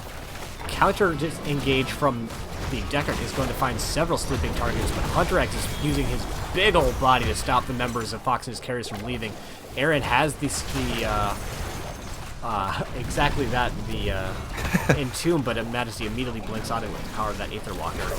And Zammy Bars actually finds himself in a rough spot and is going to get counter-killed partially by that Deckard Cain. Yeah, and this altar hasn't been taken yet, so Fox and his carries have the ability to re-engage and fight on this, but they're going to have to zone out the Deathwing and that Lava Burst ability. But they also just need to stay alive. Majesty in a lot of trouble. Go for the throat, 31 seconds off cooldown, but it doesn't matter. Does get the Razor Swipe in. Bellowing Roar gets a 3-man fear onto everybody remaining in Fox and his carries. Yonner's finding himself well behind lines, and this fight getting a little bit crazy. Yeah, Malthael is actually coming back now. That will be the channel going over in favor of ReGen, but Malthael, if they wanted, could try to make an issue of this, but level 20s getting picked up by ReGen are going to make that a little bit unwise. Yep, and now we see the differentiation of the health totals as it's 20-12 now. Level 20 picked up for ReGen Retro is going to give them control of the Sapper camp, and we'll probably just let it crash into this bottom lane and pretty much turn this bottom lane over in favor of ReGen Retro, really for the first time this series, or this game. Yep, so we have the level 20s getting picked up. Stukov is still hanging out. There goes the Buried Alive, which we're seeing happen with brutal effectiveness. ETC not able to get any armor from his abilities. Patience is going to get killed as well. We have the 2 throws coming out from Garrosh. We've got the Hunter's Blunderbuss giving those human auto attack splash damage. We do have the Bio Explosion switch, which causes Lurking Arm to also have an activation which causes them to have a slow placed onto them, as well as Deathwing picking up all of his level 7 talents with the power of a level 21. You know, that is true. There are 3 level 20 talents. are 3 level 7 talents, and 3 times 7 is 21. So that's roughly how the power level works. Yeah, and bundling always gives extra power. That's what I learned. Yeah, from, you get a little discount. That's what I've learned from Trump SC, the former StarCraft and now Hearthstone player. That's what the SC stands for. Sure is. We do have 2 bell towers getting picked up for the members of ReGen Retro, which would make this a lethal turn-in if they're able to get both. We have the 20s getting picked up for Fox and his carries, giving us the Tour Bus, the upgraded Wave of Force, the No One Can Stop Death, as well as the Earthquake Shield upgrade. A lot of zoning is being done by the members of ReGen Retro, as Ender is going to try and get the very fast channel. The huge Entomb is going to head out, not only getting the silence, but also the body block. That is the first channel going out in favor, and the first kill as well going for ReGen Retro. There is Potato carrying with that Go for the Throat like he's been doing for the whole series. He is silenced from the upgraded Stay a While, respecting the elderly. There goes the second Go for the Throat on that Infafox, but he's able to get out alive.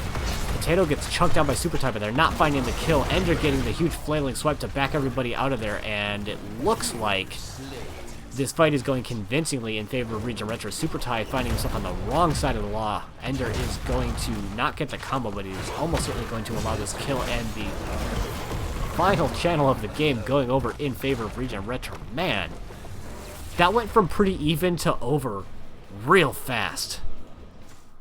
Yep, once the 16 talents hit, really ReGen Retro found their stride and found the damage to make it all work. Deathwing putting in the most damage, actually, for ReGen Retro. That was a really interesting draft for RGR, and I think it worked pretty much exactly as they wanted it to. Yeah, there was never a time where the mosh pit did quite enough, and you would kind of expect that it would do a lot with this many frontliners. Like, everyone on the side of ReGen had a melee auto attack. Maybe not all the time, and that might not be like their shtick, but they had one. And there were a lot of good mosh pits, but never game-ending mosh pits. And most of them got interrupted either by Garrosh or Deathwing. So it was just a big, beefy comp, and even with the power of the last Reds, they just didn't quite have enough damage to get through all the meat. Yeah, that is very true. Deathwing in the I'm very bad with the form names, so the ranged form, that is, I think that's Worldbreaker. Couldn't tell you. You know what? I know it's Worldbreaker because I looked at a talent that told me the answer. Nice. Deathbreaker, Worldbreaker form does allow an unstoppable stun onto the ETC every time Mosh Pit comes through. There is no stopping Deathwing with. It's been 2 hours and some change, Akhtar. Mouth is no longer functioning. It's true. This was about from getting the a interrupt. best of 5 length cast on a best of 3. Yep. So we had a 30-minute pre-show. Yep. Unfortunately, it wasn't pre-gaming in the other sense, which would have helped to get through this cast a little bit. But we are going to be getting a post-game interview from Zammy Bars, so we're going to hop into one of the general lobbies so you can come talk to us. All right, sounds good. Never mind, my he's already goodness. here using that What an caster hopeful invade. privilege to just slam himself into the casting lobby. Welcome and congratulations on your 2-1 victory. Thank you very much. Thank you for casting, guys. Yeah, man. I love picking up a game 2 hours before it's going to start. Yeah. I am so sorry about that. Things get nuts. Things get nuts. So sorry. No, that's all right. So before the interview, and this is not something I normally do, big shout-outs to E-Day for stepping up and preventing ReGen Retro from actually having to forfeit by stepping in for game number 1 and performing genuinely quite admirably. Word. Yeah, that's really good to hear. Yeah, shout outs to E-Day and his team and him being available. That was just huge. That was just super huge. Like, I got into draft and I was like, okay, I can do this. And then I got a call that like I had to answer and like I had to be like 100% in on this thing. And yeah, so he saved my life, he saved our lives, and I wasted a bunch of people's time. Poggers. Fantastic. Also, Such shout is out life. Shout out to Fox and his carries for, and Waited so long? I know they at any point after the 15-minute mark they could have said, "Yep, you know what? We'll take the W and move it on." And instead they get 2-1, and that's a little bit tough for them. But hopefully, we appreciate that the games got played, and hope that the experience from being able to scout out and everything will give them possibly a good advantage coming down to the rematch, because A West is a double round robin division. Yeah, 100%. We've had some matches where, like, you know, we go over the discrepancies over the rules and whatnot, and like one person's name isn't exactly what it used to be because it was changed. And yeah, so like huge cheers, thank you and bless you to InfoFox and his carries for being so gracious. I mean, I don't know if I would if that much time was delayed. So yeah. All right, so before we get on into game number 1, we actually had Aaron as your kind of stand-in tonight, and in your stead, he banned out Braxis and Battlefield of Eternity. Is that how you would have handled things in his stead? Maybe that was. I mean, you know, we scout, so that was probably something that Fox and his carries were into. We also just don't like Braxis, so yeah. Understandable. That is reflected in your continued 100% banning of Braxis holdout. Come on, man. You can't stab me like that, dude. It's so easy to look up, though. I did scouting like 10 minutes before the coin toss, and I was able to see that. Bro. If I was like actually scouting to play against you, I would have put a lot more time into that, and I definitely would have seen it. This is why we lose championships right here, because they ban Braxis. Or they don't ban Braxis. Winners pick Braxis. Yeah. So game number 1 was on Dragonshire. I don't know if you had the opportunity to see the game, but your team consisted of Rexar, Rhaegar, Li-Ming, Greymane, and Ide playing the Johanna. Is that a standard kind of ReGen retro comp? Yeah, that sounds. I mean, we haven't played Johanna in a while. It was probably a comfort pick for Ide. But I mean, you know, the 2 waves to soak. Everything seems pretty in line except the Joe. Alrighty, and something that was a continued theme of the evening was both teams banning out Cho'Gall at some point. Is he just that threatening of a hero, or are you just not like playing against him? It's both. He hits 13 and 16, and the answers that you picked up don't matter anymore, and every fight you are perma stunned if they play it right. So I think it's just based on what pick are they? Are they first pick or second pick? And how do they draft Cho'Gall? And then if it's like a map with 2 rotations, you know, like any good Cho'Gall map, I mean, it's banned and picked a lot. So I think that has something to do with it too. We scouted them too, so they played Cho'Gall. Additionally, the Lost Vikings were banned out against you every single map this series, even on Infernal Shrines, which generally not considered a very strong Vikings map. Is Aaron just that threatening on TLV? Nah, he just fools around on Vikings sometimes. Oh, okay. It's actually like he plays it a good amount, and we've played it in a couple, like maybe a couple NGS games. 2 of them. So yeah, I'm pretty sure that's yeah, I don't know. They have had a really high win rate since people got used to their reworks. That might just be they've seen it, they weren't scared of the rest of the roster and just didn't want to play that game against it. Yeah. And it definitely makes sense on towers. Yeah. Yeah, it's I mean, it's just getting played so much. It's gotten so popular. This is probably the most popular Lost Vikings has ever been. Yeah, now, if only I could get someone on my team to play healer well enough that I can play the Lost Vikings. I'll be a happy camper. Shout out to Ender. But going into game number 2, you were down 1-0 and have Infernal Shrines, generally considered the single most standard map in the map pool. And yeah, I guess talk me through your drafting strategy for that map, because I don't have a more specific question than that. So we recognized that we would have to control mid and bot. So we tried to draft a comp that could either pick whoever we wanted off instantly, or we just take a super control-y like zoning comp. And yeah, I think the two drafts were really good, honestly. Like the insane poke potential and dive potential from their team was crazy, but like our turtle was pretty nuts too. What do you think of the Tracer pickup? I know Giannis is really good at it. I think that it was good as well. It's just we prepared against it. Like we really knew where we could and couldn't go, and like the comms were really solid on like they might be here, they might be there.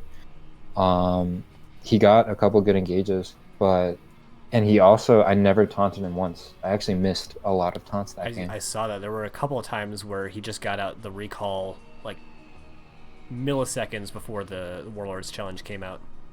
Yeah, and that's just bad habits. Like if I was like a much better garage player, I would taunt first or like taunt him while throwing him and then Q after, because you'll never get the taunt after throwing on a tracer. Yeah, is that correct that you can taunt while they're flying over you? Yeah. Is that yeah. Yeah. So if you're like super pog, you'll wait until they like have passed the arc, or like 50% arc. But yeah.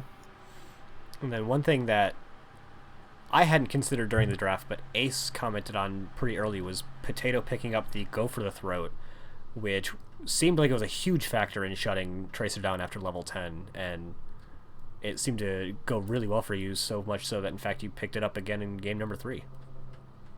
Yeah, I was commenting on like in between and during both games. I was like, like Potato just like goes in whenever he wants and gets whatever kills he wants in no man's land, just like the craziest kills that I don't understand how he's getting. It's true, and he survives a surprisingly large number of them.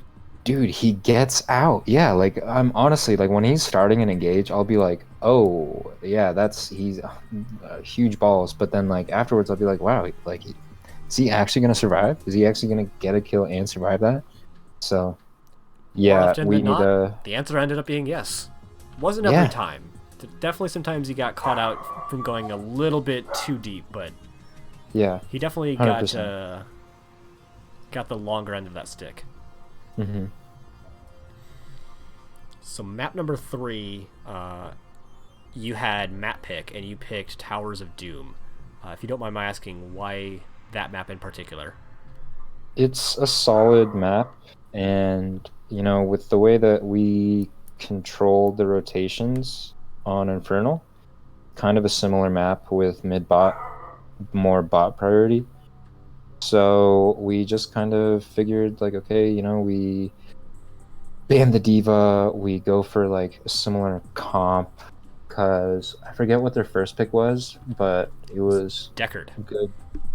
Yeah, so we decided to go Garrosh because he can unstoppable and like save someone outside of the sleep, and then he has like a second unstoppable.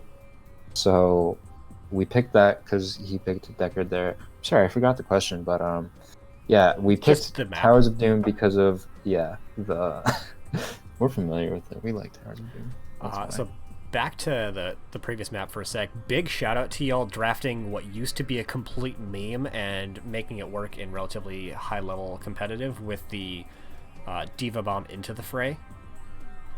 Yeah. It only really provided value probably twice, but it's huge poggers to see. Thank you. Yeah, Diva is no longer a meme, at least until they nerf her. And they're going to. It's inevitable. Bummer.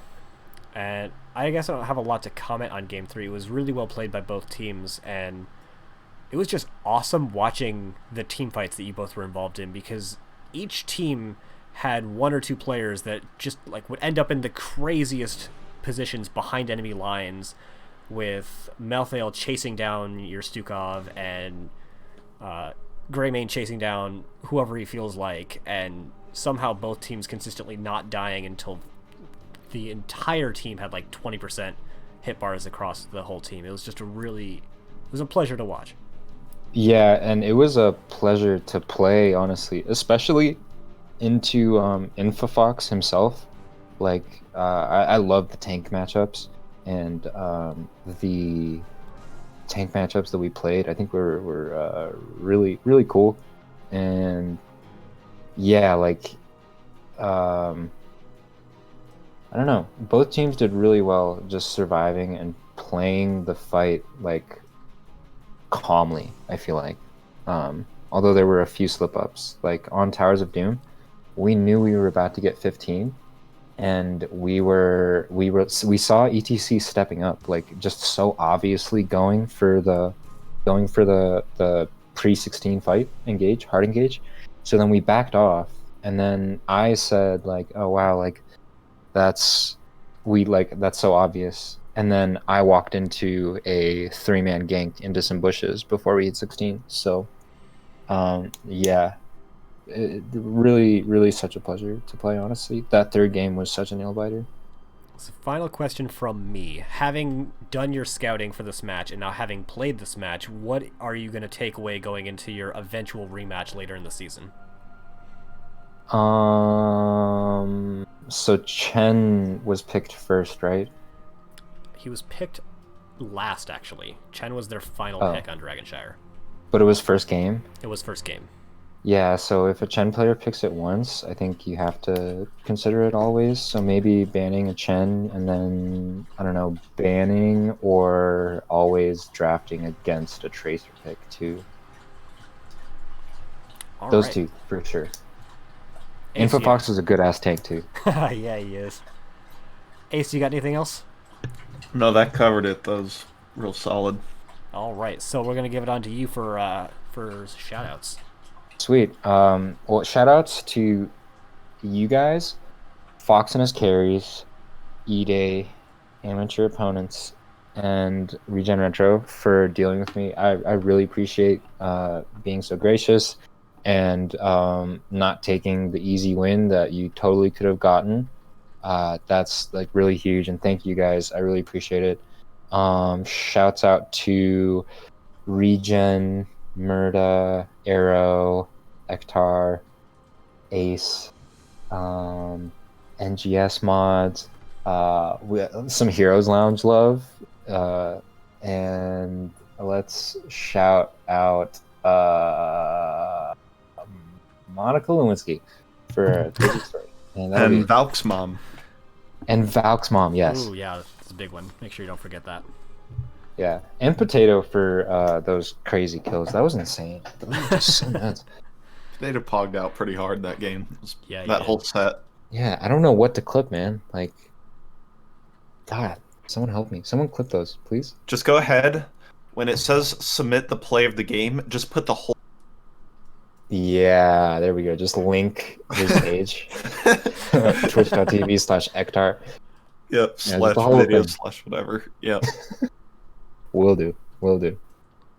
All right, but yeah, thanks a lot for casting, guys. Thank you for coming by for this interview. Sure. Of course. All right, now I've had dinner sitting by for like an hour and 45 minutes, so I'm gonna get this thing ended so I can go eat. Your dog wants to eat just as much, so let's wrap this up fast. He's really upset, and there's really nothing for him to be that upset about. Nothing that you think. That's true. Oh, the other dog thinks that there's something to be upset about too, so maybe they're right. All right, let's end this quick. Yep. So thank you everyone for coming by. I really appreciate it. Thank you especially again to Amateur Opponents for donating a player so that we could actually have this series get started on time.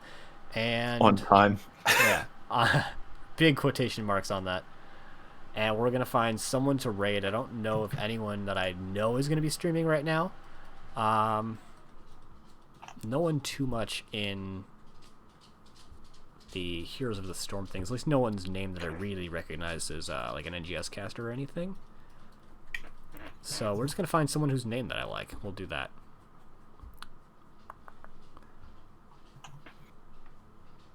We're gonna raid Zombie Turtle 110 because that's an incredible It's a username, cool name.